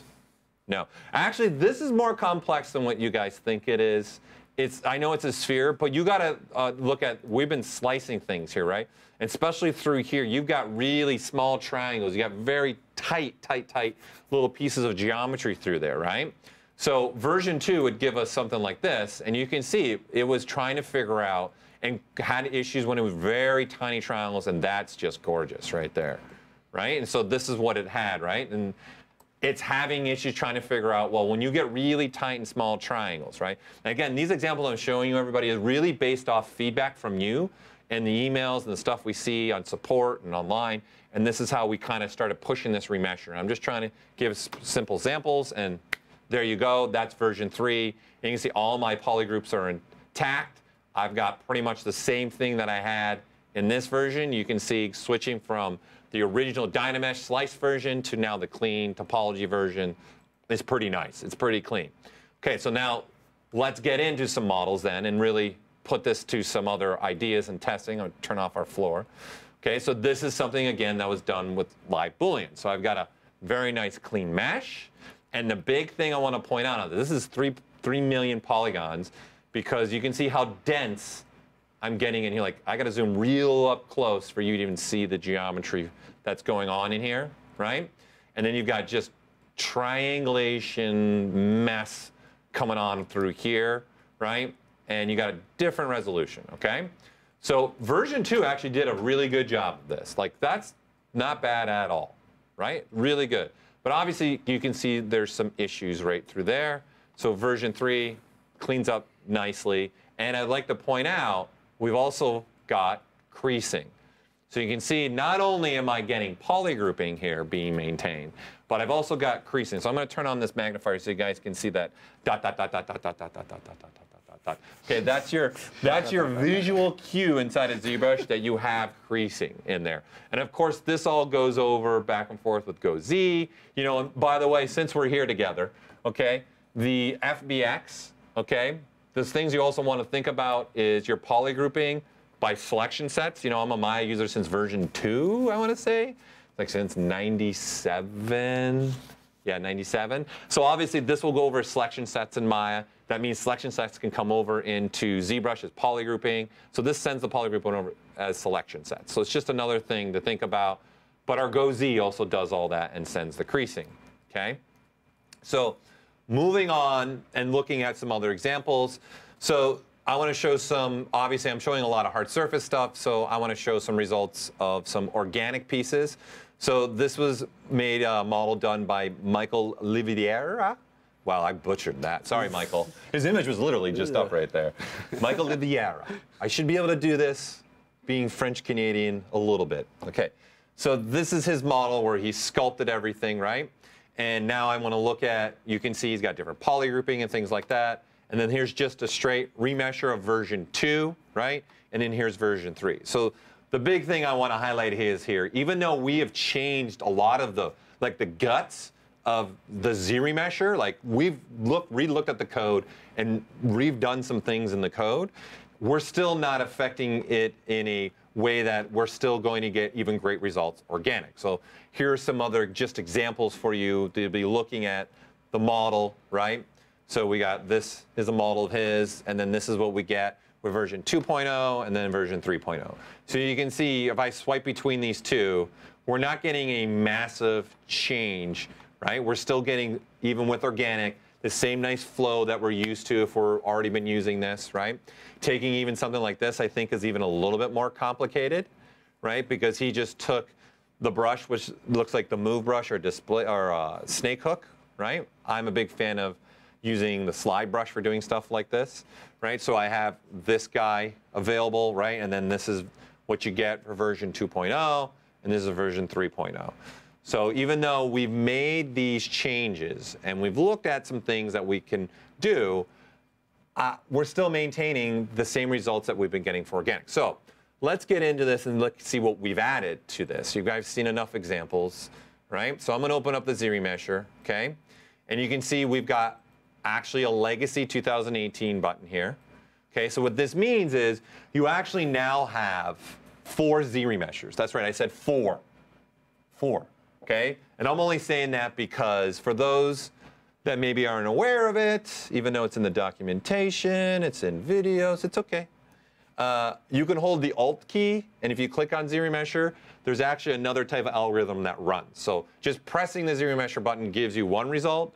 Then you can actually hold the Alt key, and you'll get another result. So why I'm saying there's 4 is by default now, ZRemesher version 3.0 is going to be whenever you click on this button.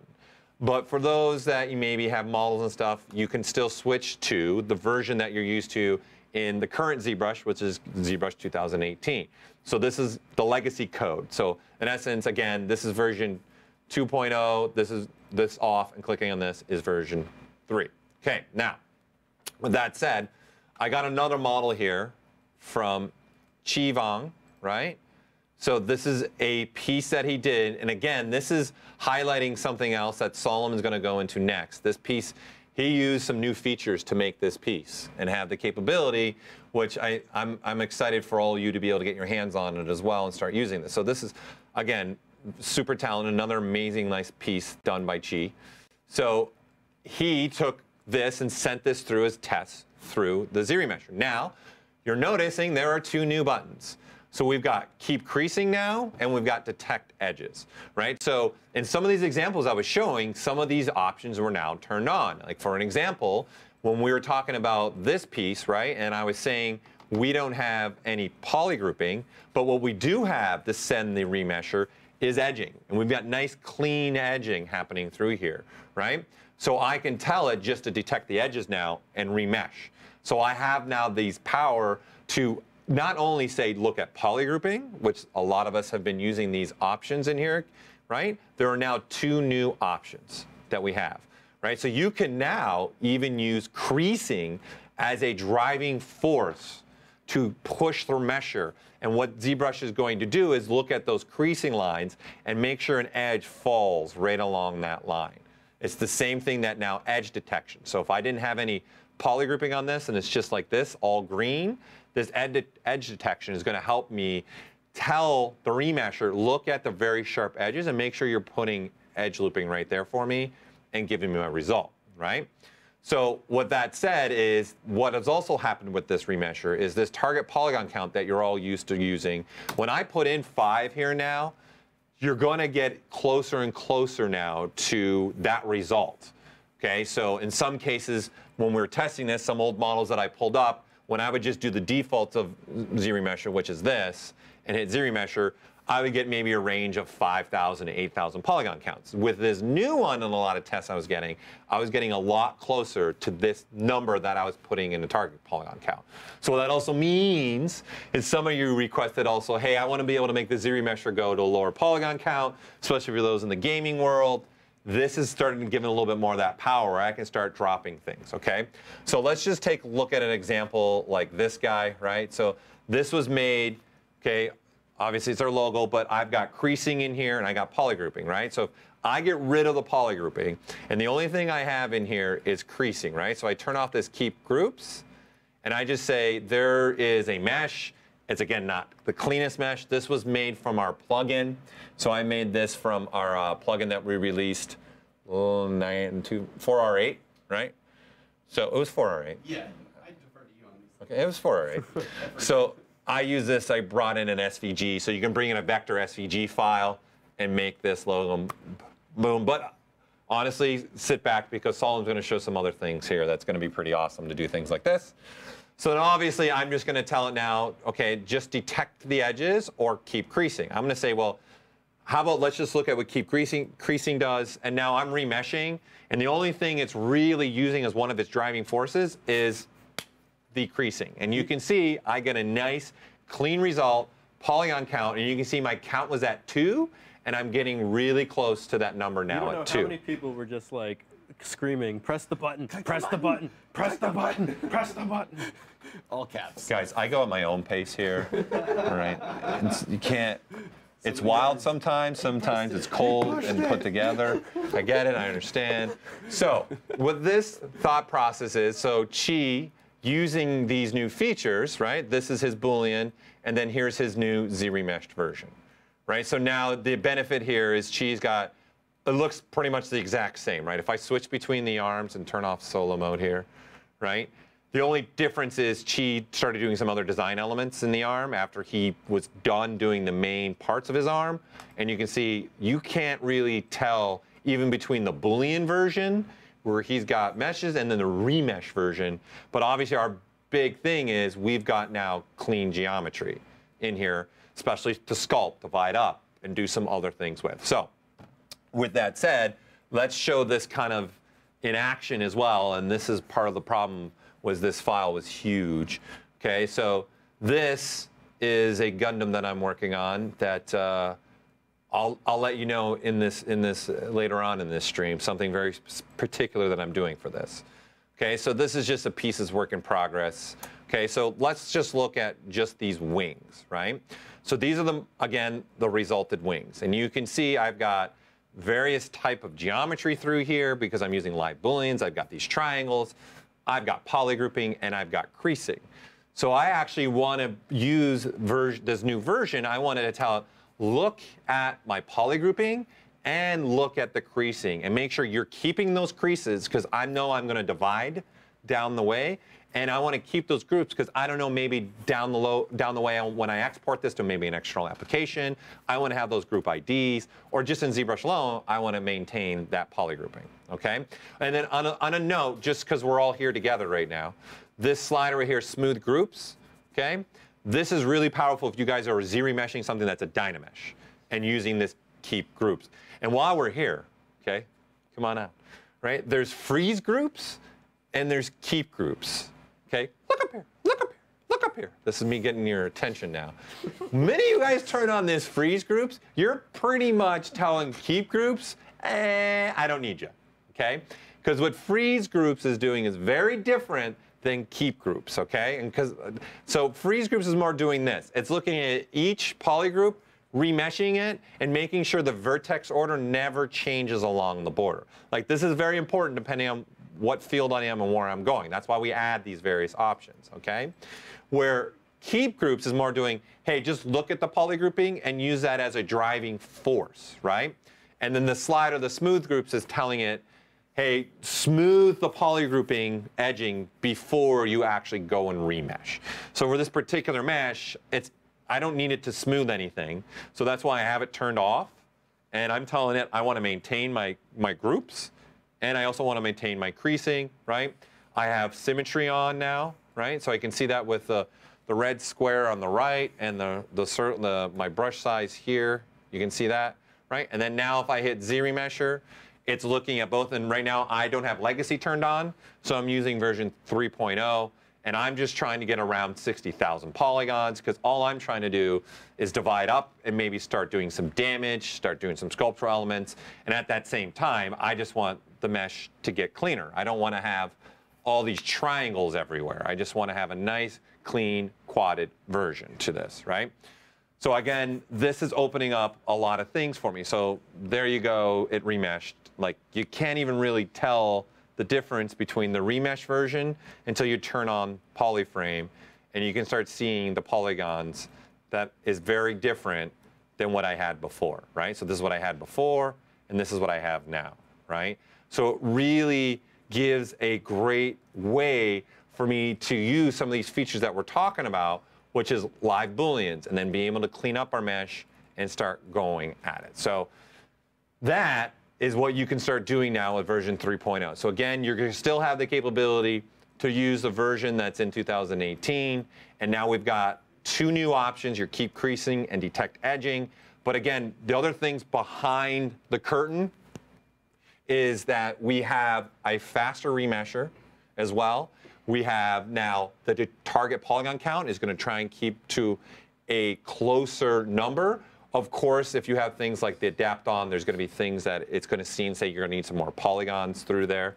Okay? But this has really opened up a lot of really great more workflows with people that are in CAD-based files or in using just a lot of live booleans, and you've seen some of the meshes that Druss does. Okay? So it's really made where you can click one button and get a perfect, nice result and move on. Because that's our goal. We're artists. We want to keep going and working in our art. Okay? So that does it for me. I know, I got the exciting stuff. I know. You got a lot of hype in the chat. Yeah. It is exciting. Thanks, all right. Somebody said, what is freeze again? Oh, freeze? Yes. Freeze groups or freeze border? Hard to say. Okay, well, I might as well just talk about both. Let's talk about both. Okay, so remember, freeze groups, and in essence, the remesher is looking at each polygroup individually like this. So in essence, think about it almost like it breaks this off, looks at the vertex around the edgings, right? So it's looking at all the vertex points around the edge, and then making sure those points stay and they never move. And then, so it's in essence, think about it's moving. I love that I'm doing this, like you guys can see my arm. Like the camera's not this wide. I once caught a fish this big. Okay. So you have obviously an edge flow, right? So it's instead, it's starting from the edge and working its way in. Think about it in that sense and making sure all those edge vertex points are being maintained. And what it's doing is using the polygrouping to understand that, to understand, grab each one of these kind of in an individual case and remesh them, okay? Your freeze borders, like I wouldn't even use it for this model. The only model I would use this for is something more like this, the demo head, right? Because this actually has a border, right?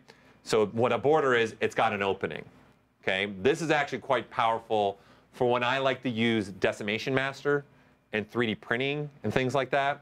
There's times where maybe I want to remesh only a section just to maybe put a little more sculptural element to it. So if you don't want to use Sculptures Pro, which now we have, which will work for that mode as well, you could also just use a workflow. I like to use Decimation Master with the Z-Remesher. So by me turning this on, that's doing kind of the same thing as freeze groups, but what it's doing is looking at for an opening. And it's going to make sure the vertex points along the opening don't move and then start remeshing inward on this. So that's, wow, we just went through almost all the options of Z-Remesher. Make that a tutorial. Sure, why not? Is there anything else while I'm here? So no, I think you're good. And then, of course, you got use polypaint, which controls the density. So the higher you put this number 4, you're going to get red paint. And where the red is, you're going to get 4 times the density when you actually remesh. And if you put this at, say, something 0.5, you're now going to get blue, and you're actually going to get less density. So in essence, the polygons will be bigger in the blue. They'll be a lot tinier in the red. There was one question on the button itself. Is there a Z-Remesh 2 button, or does that mean hitting the Alt key to use the separate algorithm? Yeah, you have the new system? If you want to use the second algorithm, where I said there's 4, and the reason why I'm saying there's 4, I press this button just by itself, you're going to remesh with version 3.0, right? If I turn this legacy on and press the Z-Remesher, now I'm remeshing with version 2.0, okay? Now, with that said, when we originally built Z-Remesher, during that time, we were doing a lot of different tests, and we found there were certain parts of the algorithm worked better on some meshes than other meshes. So what we did is, let's just put them both in there, and it's like an Easter egg, go find it, right? It's just like, find what's in Joseph's backyard. I'm going to keep pulling it back, people. I'm sorry, but I like old jokes. Okay, so now, if you just hold the Alt key and press the Z-Remesher, you're now using the legacy code version 2.0 with another secondary type of algorithm looking at the mesh a little bit differently. And obviously, if I turn this off now and hold the Alt key and click on ZRemesher, you're now using 3.0, but with that secondary different way of looking at the model. No, I can't share what that difference is. That's a hidden secret only from myself, my mom, my cat, my dog, and my daughter. You don't have a cat. I don't, but they don't know that, Druss. Thanks for ruining it. Okay, so that's how that works. So you have to hold the Alt key, then press the ZRemesher. So a lot of times I like to just hit the ZRemesher, see what I get, right? And then I'll do like a snapshot to the document with polyframe mode on, and then I'll hold the Alt key and then see what variations I have for a model, right? I'll do something like this, turn on my polyframe, snapshot it. And in some cases, like I know this guy, there's not a huge change in him, right? So I can hold the Alt key now and press, and now that's using a little bit different way of looking at the model. And again, there might not be huge changes, but for this particular one, there is. Like if you look here at the corner of the mouth, right, this is the Alt one, this is the non-Alt one. I'm actually preferring this workflow a little bit more than this, and especially here, look at this part of the nose right in there compared to there. And look at the density difference as well, right? You can see it's giving me a little bit more dense geometry than in here, right? So that's just a quick, simple example of the difference between the two. Wow, did I go on a tangent with ZRemesher? Sorry, I threw the questions I at like you. it. I like it. That's why we're doing this live, people, is so that right. we engage. All right, engage. Okay, well, I'm done now, so I'm going to have, we're going to do another swap, and Solomon's going to show some more things. But also, when Solomon's done, there is more things. So I'm going to come back on camera. You're welcome. And you're going to share some other elements that we have available. So don't leave. There's something pretty big at the end. I'm just saying, you know, it's just like you all watch the credits of all your Marvel movies and everything else, so why can't you stay to the end for us? Just enjoy. Okay, so we're going to make the swap right now. So give us a few seconds to just swap our chairs. We'll be back in 1 second.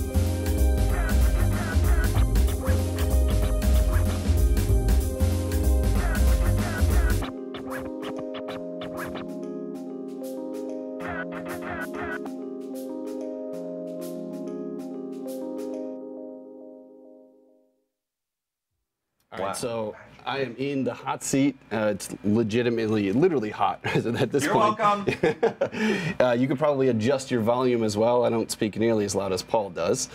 So as Paul kind of hyped me up, I'm going to try and live up to this expectation here, but I'm going to cover some of the new and really exciting modeling additions into ZBrush. And it might not be where you think. It's actually inside of the Spotlight feature. So if you aren't familiar with this, I'm going to go through everything. And what you see here on my canvas is just a little workbench station that I've gone through and modeled up. And all these parts and pieces you see here were modeled with the stuff I'm going to go in and show you now. So just really quick, I'll tab over. So I've got a quick Keyshot render, sending over to Keyshot, doing some material checks, things like that. And I'm going to walk through actually modeling a particular component, this guy sitting right here in the middle, and go through some of these new techniques. So going back to ZBrush, let's go in here, and I'm going to go inside of Lightbox. And in Lightbox, we have a Spotlight tab. And first and foremost, you'll start to see when you guys get this version, you're going to see that we have some presets provided to you. So double-clicking this hard surface Spotlight preset, I'm actually going to go over here and just grab a polymesh star here so we get a little more canvas space. So what you've got here is a Spotlight preset of a library of alphas. So these alphas are just some basic primitive shapes and objects and things that we're actually going to be able to use some of these new Spotlight features. So if you're familiar with it, if you turn on the Spotlight wheel here, you'll see that it's actually a little bit bigger. We had to make room for some new stuff. So we put some new buttons in here. You'll notice the bottom left, we've got some green and red ones, which... Christmas in the corner. There it is, Christmas in the corner, which I can't think of a better name for it. Christmas in the corner's got a lot of action going on over here. We also have a new button called Quick Select, and sort of the focus of this are going to be these buttons down here at the bottom, mainly this Snapshot 3D and this Union. Now, let's go ahead and show off this new Snapshot 3D. So what I've got is just this basic library in here, and let's go ahead and just grab the old Z-Man logo, everybody's favorite. So you'll notice that when we hover over images now inside of Spotlight, we've got something new. So we've got a horizontal and vertical divider line. We also have a snapping point to actually snap the pivot point of the Spotlight controllers onto that alpha. And then we can actually take this now, and I can move this over the mesh. So you'll see as I move over the mesh, we now have some snapping points. So the benefits to these snapping points will come into play when we get into modeling. But if I move this just over the center of that star, this is putting us at the world center. So this star, in ZBrush, we have to have a mesh here on the canvas, so this thing's just sitting dead center in world space.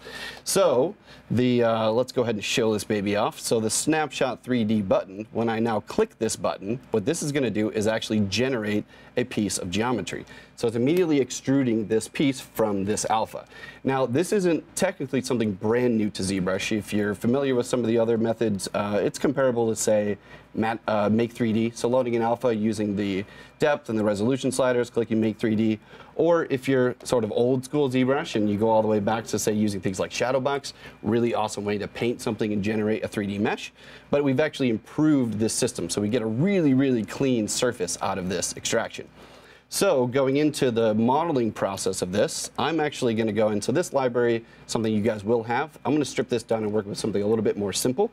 So let's go back into Lightbox, and I've made my own Solomon Spotlight. So this has got the reference of the piece that we're going to go through and make really quick. And I'm just going to go back and let's delete the old Z-Man, and we can even disable the star here. So the star is just going to serve as our sort of world space here. Now, I want to go in and I want to use these new features. So we've covered the Snapshot 3D. Now, the next phase is we wanted to sort of come up with a way to enhance the way that you create, especially when using the live Boolean system. So if you look at this piece here, I've got kind of this sort of rectangular, this very short rectangular piece with a vertical shape. I've got a little subtraction and a line here. So starting to build the foundational shape of this, when we were developing with this feature, we were trying to figure out a way to improve the way that we model and make this more efficient, more quick, and more easy. So when it comes to, say, modeling with live Booleans, if you're building it the dress way, it might depend on the kinds of IMM brush parts you have, using ZModeler brush or maybe Dynamesh. Now, with this new system, particularly this Union button, this is actually going to allow us to build and customize shapes with alphas in 2D and then go through and make those in 3D. So really, starting in 2D and simplifying this process is going to give us a much wider array of tool set that we can actually use to make some of these shapes. So going into the process of this, I'm just going to go in here and let's just make a... Colin. Yes? Move your reference image down because your face is there. Oh, is it? Yeah. Okay. Thanks for that. We're going to reference you. You don't need to see my face. That's fine. I mean, this piece is the focal point anyways. Okay, so is that fine? Yeah. I think so. All right. So what I'm going to do is I'm going to go through and start to block out this shape. So starting with the primary shape here, we've got this bar and this vertical space. So with the alphas, I'm just going to go over here and I'm just clicking on this square, making a duplicate. So I'm just using a hexagon, a square, and a circle. I'm going to try not to call these the three-dimensional versions, but I might call it a sphere or a cube. I've just been spending way too much time in 3D over these years. But taking this alpha, I can actually go up to the paint option, and we can reset this back to basically nothing. So what we can do is basically create a blank template. So this blank template, we can now bring in other alphas and start to use this union feature with. So I'll start off with maybe another cube here. And as I bring this into the blank template, we can lock this to the center point. We can play around with scale. And then this takes us to Christmas in the corner. So Christmas in the corner, you've got extend vertical. It sticks. Extend vertical, extend horizontal. We've also got some flipping options here. But these extend options actually allow us to quickly reshape this piece. So I can scrunch this down in vertical space. I can stretch this horizontally. So I'm starting to get this piece here at the bottom. Now, the union feature, this is where this comes into play. If I click union, this is going to take this existing alpha and union it or add it to the blank template below. So what it does is it makes the addition, and then it actually makes a copy of the one we have sitting here on top. So I can now, looking at this vertical space, I can actually go in and maybe use the rotate. Holding the shift key, I can lock this to every 5 degrees. And now I've got roughly that shape, but then I could continue to go in and play around with our extend, make that a little bit wider. And then there's some really easy alignment tools. So just clicking and dragging upwards while holding shift will keep it locked to that vertical alignment. And then same going left and right, so I can keep this stuff nice and clean. And if I, say, mess that up, or I miss the center point, or I lose that center point, another addition we've made is just the simple ability to undo. So I can undo and go back, and I can undo multiple actions of all these customizations. So think of it as sort of a two-dimensional modeling tool. And so I got that general shape in there. I'm just fiddling with this thing just a little bit more. Now, if I click union again, this is going to go through and make that addition. And if I just drag this guy out, you'll see we're starting to add and compound these alphas to build something new. Excuse me. So moving forward, I've got a couple more shapes here. I've got the sort of thin line here, and these are both subtractions, this little circle piece. So I can use this guy. Maybe I'll just shrink this down. Let's make this a little bit taller and thinner. Now, using those easy alignment tools, snapping that to the center, I can bring this upwards like so. And now I can go in, and instead of just clicking, you'll see in the top left here, we've got some extra text. So alt-clicking is going to allow me to make a subtraction. So I've now gone through and subtracted that piece, and I can even go in and let's just delete that. So I just did a nice and quick, easy subtraction on this new piece. So let's finish this off with that circle. So let's make a copy, bring this over. Scale this guy down. So holding that shift key to keep it locked vertically, and let's do one more subtraction. So now I've got the majority of that piece here, and then just looking at the reference, there's one more thing I got going on in here, which is, you know, some stilts or some, maybe some legs, some extra little extrusions. So I could maybe go in this case, I'll grab the hexagon. And this is going to get into some of the quick and easy mirroring options. So while I've got this new piece here, I could play around with the size of this using the extender, maybe shrink this guy down, and just place this over top of this alpha. Let's do that union to make the addition. Now, I want to take this piece and I want to mirror this over on the other side. So we've got our flip V and our flip H. So these guys will basically just allow you to flip horizontally or vertically. And you'll see it in the text in the top left. We also have the option to mirror. So shift clicking is going to go left to right, alt clicking is going to go right to left, and vice versa with the vertical space. So if I shift click, now I've got a quick and easy mirrored piece. So then now I want to go through and I want to make this in 3D. So I've just customized this whole part. Now some really fun things you can do to play around with once you get a custom alpha is even just playing around with the extender, maybe stretching this out and making a brand new shape. So I can continue to make modifications to this once I've gone through and made additions and subtractions to this new alpha. So I want to go through and generate this, and I'm going to use the polystar. So I'm just disabling our perspective, putting that thing at center space, and let's just click that snapshot 3D. So now I've got that new piece, and what you'll see here if I turn on this polystar is that the thickness of this object that we're creating with Snapshot 3D is being defined by the current active subtool. So in this case, the star is defining that thickness or that width of that piece. So we're going to go through and make some customizations. I no longer need that star. I'm just going to go in and maybe just stretch this guy out based on that reference. So stretching this out roughly to where I need it. Now the intuitiveness of this is ZBrush is remembering the scale of that active subtool. So let's just say I go in and I'm just going to do one more addition from this view, so this front view. Let's go in and maybe we'll clear this guy out. Let's make a duplicate of this hexagon. So maybe I want to go in and do an additional sort of stair step or subtraction. Now this is where it gets really interesting because we're going to start going in and using the live Boolean system. So turning on live Booleans, let's go in and line this guy up. And you'll see that the mesh has center points. It also has a world center, and we got the mesh mid-edge. So I can use these points to lock this, say, at the center.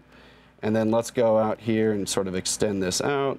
Maybe just move this up just a smidge. And let's just a smidge. Now, the really exciting part with live Booleans now, instead of just clicking Snapshot 3D, let's say I want to tell this to be a subtraction. So you'll see in the top left dialog text, Holding Alt and clicking this is now going to go in and apply a subtractive mesh. So, and another thing to point out here is that it's remembering that scale factor of that object. So it's making it perfectly aligned to go through and do that subtraction. So you get really quick results, and we're getting this really nice, awesome shape.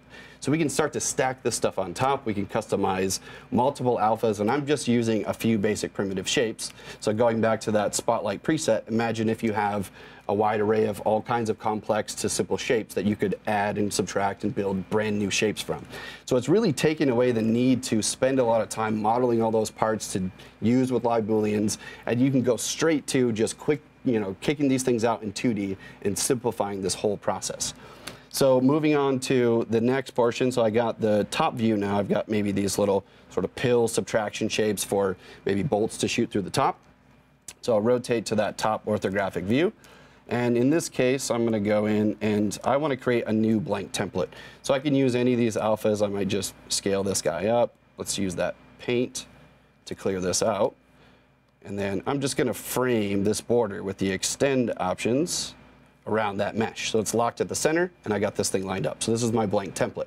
Now, to get those pill shapes, a very easy way is to just take a sphere here. I mean, there it is. Take a circle. We're working with 2D, guys, 2D. So then using that extender, I can go in and make that pill shape, and I can continue to stretch this thing out. Let's move this into place, do our little rotation, and get this roughly into view. So I can keep playing around with that extender shape.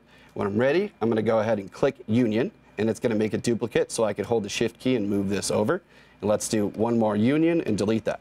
So now I've got this new one with just the additions made in that corner. So then once I've got that lined up, I can easily just go in and Shift click to flip vertical and Shift click to flip horizontal. Now, if you want to, you can go in and use that extender again to control the placement or maybe move that inwards a little bit. And then in this case, I want to do another subtraction. So holding Alt, clicking Snapshot.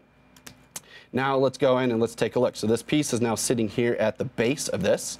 So if I wanted to just take the gizmo, let's just lock this guy at the center, stretch this up, and push this through if I want that to shoot through the top.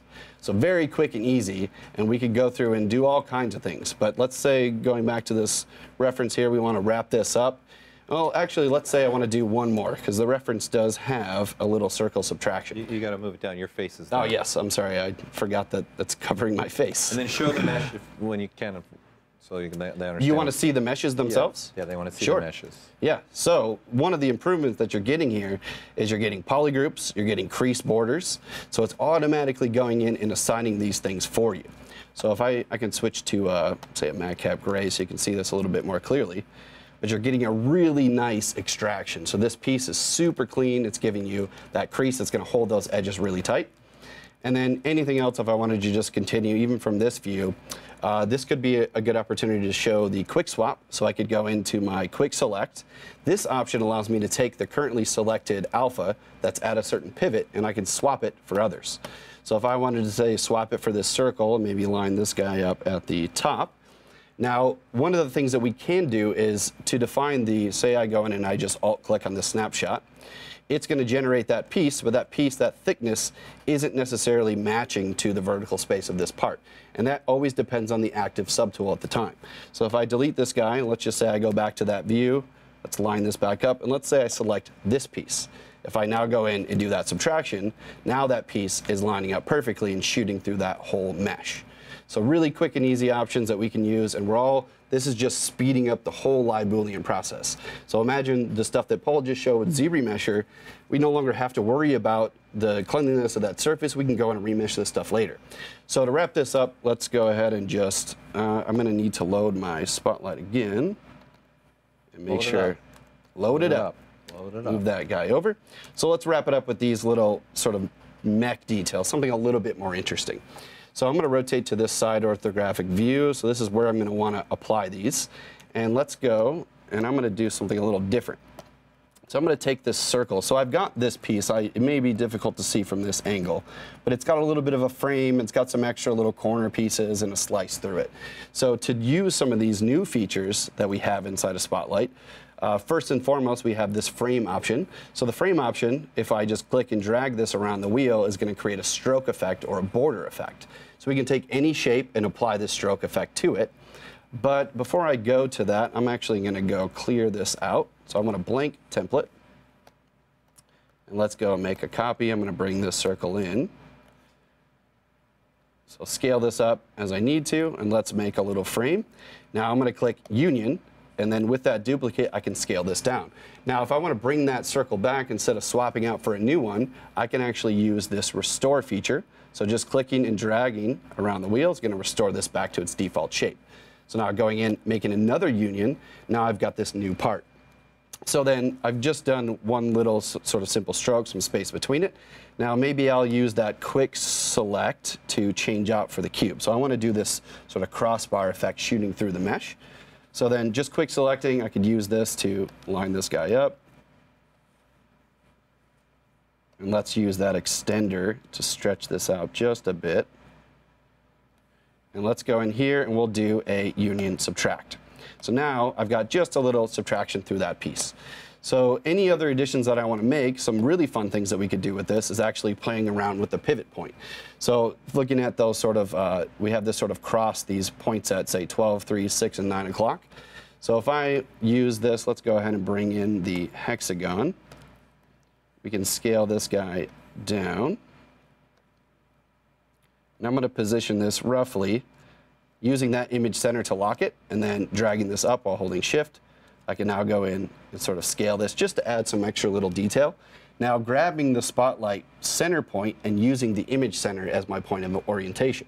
So if I do a union, that's going to make the addition, and with that pivot point locked, I can actually rotate while holding shift, and now lock this to that next angle, and let's do union.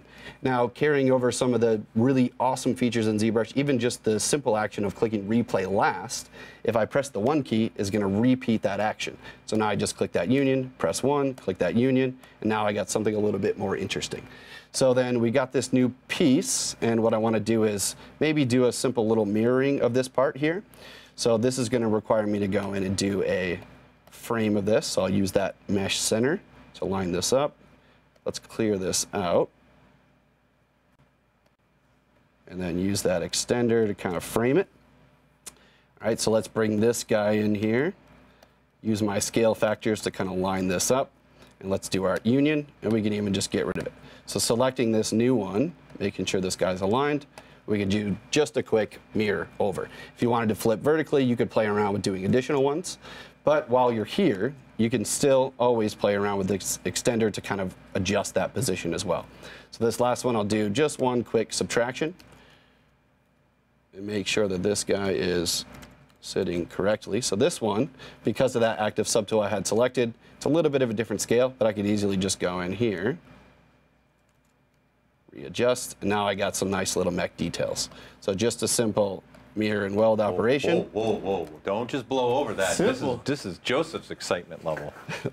Joseph loves mirror and weld. Well, there's a new mirror and weld.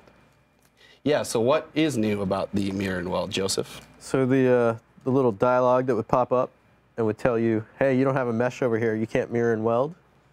It's now been resolved. It's been resolved. So now it will makes Joseph very happy. It'll check the geometry, and if the mesh is on the one side versus the other side, it will still perform the mirror. So you won't have to go through. So an even shorter step to getting that mirrored. No complications, no questioning, just hit that button and you're good.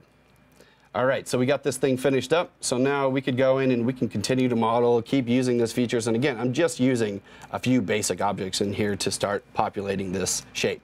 We could go into our subtool, and we could make this final Boolean mesh. So going back to Paul's scenario, Paul mentioned his spaceship that he showed in his first part of his demonstration. All of that was modeled with this feature. So using Spotlight and actually going in and using this library of alphas that we'll be providing to you. I believe these are the only ones you use, correct? Yeah, and I also, I used probably about 25% of those, and then I also modeled it in like what Joseph was doing in the very beginning, because I knew I wanted to make it look like Toon. Yeah. So I actually modeled the whole thing in Toon shading as well, because now that we have the real-time flat shadow capability, I was able to see what I was doing a lot easier. Yeah. And that's the result I wanted anyways. So less constraints on having to think about how you're going to make those meshes when you're using live building systems, and now just full creative freedom to just design. And just imagine the complexity that you can get out of just a few of these shapes and sort of building in this 2D space and working to 3D with that snapshot 3D and using Union to build those alphas. So all these parts and pieces within this scene, there's the final piece, just playing around with different materials. Additional components in that scene, all using exactly the same thing, even just doing simple bolts, doing additional parts to do bevels. It's so much fun and such a freeing process. And so these additions have made a huge leap in live building system and using Spotlight to do all of this. So this part you may not recognize from the scene. I don't know exactly why I decided to make the wheels look like gas tanks, but but if you look, I think I was just very tired of the sort of angular sort of design of all this stuff. So let's just go ahead and turn on a nice little material. So these guys all modeled with this same process. And if you just take a look at these wheels, just thinking about the sort of radial fashion of modeling, I was able to use that same process of using the rotation, moving the pivots to do subtractions for these, making the bolts, and even just taking a simple object and doing subtractions on top of. There's so much room for creativity in all these areas. So even more complex shapes that you'll see here, like a piece like this is all just taking a simple square alpha and framing and doing customizations and mirroring to get really complex shapes. So the beta testers have gone crazy with it. These guys showed cheese work, which is incredible and much more creative in this sense, but he really took that stuff, and so many of the other testers have been using this. So we hope you guys love this as much as we do. Wait. What else you got, Paul? Don't jump ship right away on me. What else you got? There's questions, and I want to make sure people get them and get the answers. Throw them out there. Okay, so yes, you can import your own images, obviously. So Yes. you can use Photoshop. What are you using? You're not going to use Illustrator, Dress. What did you use? Infinity, right? So Yes. you can use other programs. Kyle's face just lit up like a Christmas tree in the back. Infinity? Okay, but Solomon, can you show them also when you clear it out, go into paint mode and just scribble paint? Because that was a question that was being asked.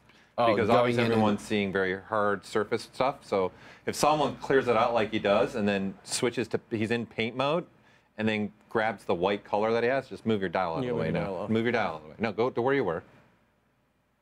Just go blank like you normally do. Now move the dial out of the way. Oh, I see what you're saying. Just move the spotlight. Now just paint.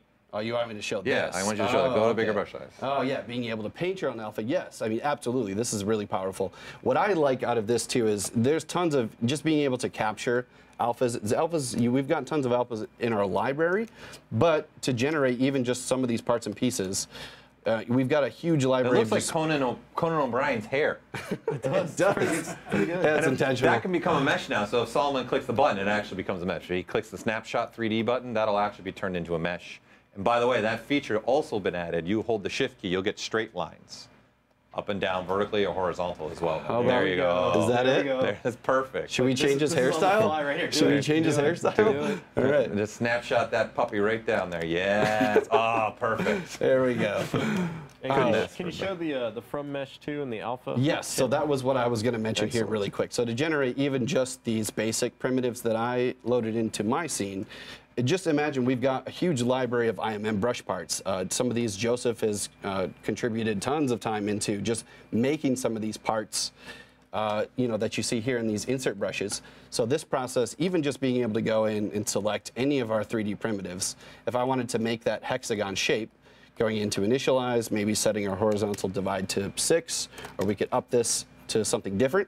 So then inside of the alpha palette, we have the option to click from mesh. So if I go click from mesh, it's going to give me an alpha view. So I can actually make alphas from geometry. So I could zoom this thing out. So zooming out is going to give me a little bit more room to apply, say, that frame border. And we can choose map sizes, which this won't play a part into the mesh generation process. This is, if you crank this thing up to 2048, essentially that's just going to make that image a little bit more crisp in the ZBrush space, but it won't play a part or impact in terms of the mesh resolution that you generate. So if we click OK, now we've got this alpha, and we have added an additional button, the same button, add to spotlight, that you see inside of texture. So the same button here, we can now take this and send this straight into my alpha library. So you can do this from all kinds of parts and pieces. We could even just grab any of Joseph's parts, and we can go into that modified topology. Let's go mesh from brush. And we could go into that alpha palette, and we could do from mesh.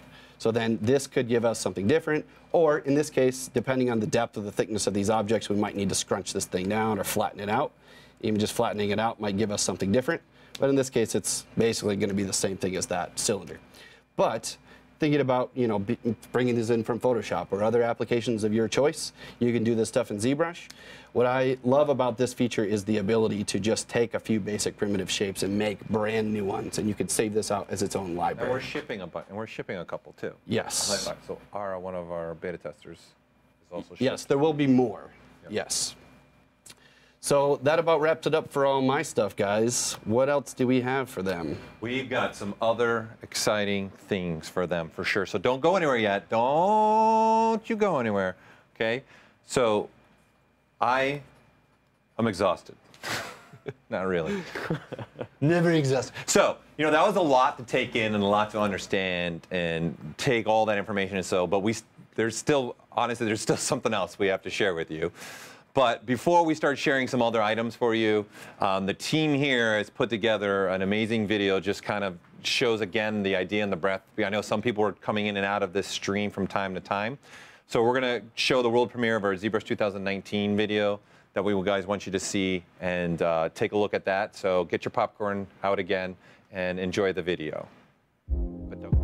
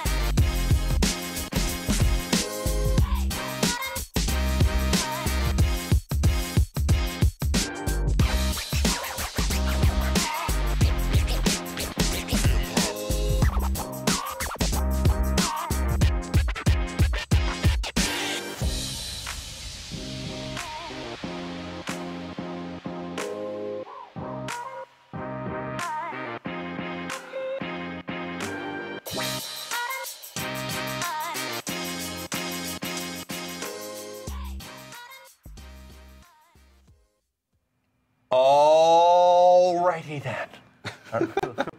Okay, well there you go. That was a great video. Hats off to the team here in doing that. So now what? What else, obviously, do we have? So obviously the big thing here is when can you guys get using this features and get your going on this? So when is the release date? You know, when's this going to happen? Well, guess what? I don't have an answer for you. Don't have any idea. No, I do, obviously, of course. So, right, we're very excited to announce this version of ZBrush 2019 is going to be released March 6th at 12 p.m. Pacific Standard Time this year. That's right. For those of you who are now scrunging around in your calendar and trying to get through Google and all that, that's tomorrow. It's tomorrow. Just so everybody knows and understand. So again, at 12 o'clock Pacific Standard Time tomorrow, you're going to be able to download ZBrush 2019. So obviously now a question is what's the cost of ZBrush 2019? So ZBrush 2019 is not changing in price. It is going to continue to be $895.99, our perpetual license, which for the last 20 years, we've given free upgrades. That's right, we're in our 20th anniversary. That's pretty awesome. Yeah. Some of you probably not even know we're that old, but we're old. Okay? Getting up there. Getting up there in age. Getting up there in age. I get it. It's a hard time putting my socks on in the morning now. I get it. So again, the perpetual license is going to stay for ZBrush $895.99. But we are giving you 3 options now to get into ZBrush. So you have the $895.99 perpetual license, and we're happy to announce a ZBrush subscription. Where there'll be 2 options to ZBrush subscription. So again, you're still going to be able to have a perpetual license if you want to. So the 2 options, your subscription you're going to have, you can do a 6-month subscription for $179.95 every 6 months, or you can do $39.95 per month. So that's 3 options now to get in ZBrush. You can do that perpetual license and continue to work with us on that with having the ZBrush, or you can go on a subscription monthly or a 6-month period. Okay? So of course, for upgrading costs, okay, there's no changes because for the last 20 years, we've continued to give you those upgrades. Okay? So we have some other exciting news to share with you as well, so you're aware of that. So we've got some other exciting upcoming events coming up. I know some people have asked us about this as well. So we will be actually at Comic-Con 2019 this year. So that Gundam I was doing, I'm actually going to make a big version, print it out. I can say I'm doing it. Joseph? We're not sure. He's not sure. He's not sure. You never know. You never know. I know what he's going to do. He's just a little scared to say it right now for whatever reason. I get it. It may not come out. You never know. I have faith in you.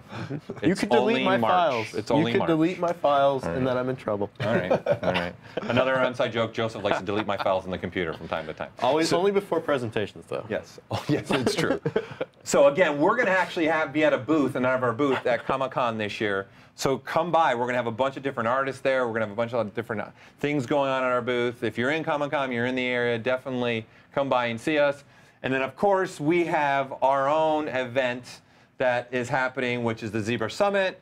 And we're announcing today that the ZBrush Summit will be September 27th through September 29th of this year. So that's the very last weekend in September. Same location, same bat time, same bat channel, all that jazz and stuff. Put it on your calendars. Put it on your calendars now. Come on down. If you've never been to the summit, like in person, I'm just telling you, it's a very different experience. There's a lot more going on when you're here in person. It's a different atmosphere. And I'm only telling this from just what people have told us from watching online than being here in person. It's a lot more fun. Can we make the theme pizza this year? Pizza Summit? Maybe pizza delivery? Summit. Pizza delivery? Pizza delivery summit. Pizza the Summit? I think we should do what Kyle Summit. wants to do, is go 90s theme since it's our 20th anniversary. And the first version was 1999. I think Kyle's just itching to do 90s anyway. So put it in the chat. Put it in there. Put it up there for a vote. What do you want? What do you want to see? Right. So again, the summit will be the following weekend.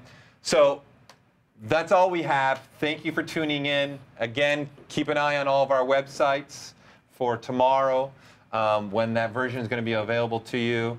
And the subscription will be available tomorrow as well. So you'll have your 3 options to get the full version of ZBrush, whether it be a perpetual license, whether it be a 6-month subscription, whether it be a monthly subscription. Thank you all for tuning in. I hope you had a lot of fun. Thanks, guys. He wants to Click the button. Click the button. Click it. Click the button. What does that mean? Does that mean click the They button were for just zero? waiting I don't know. like, so It's just something patiently people for say. you to Z-remesh. And you just were like taunting them for He the clicked entire it. stream. Like, Right. here's a version. And they were like, click the button. All right. So thank you again for tuning in. This will go up online, so you guys will be able to rewatch the videos on all of our YouTube and our Twitch. So make sure you want to go back and rewatch that. By all means, please do. Also, what's going to be coming online shortly for you guys is the online documentation, so you can read up about other editions and these features themselves, and our feature pages are going to be coming live shortly as well. So thanks for tuning in. Have a great day. Bye, everybody. Bye, everybody. See you at the summit.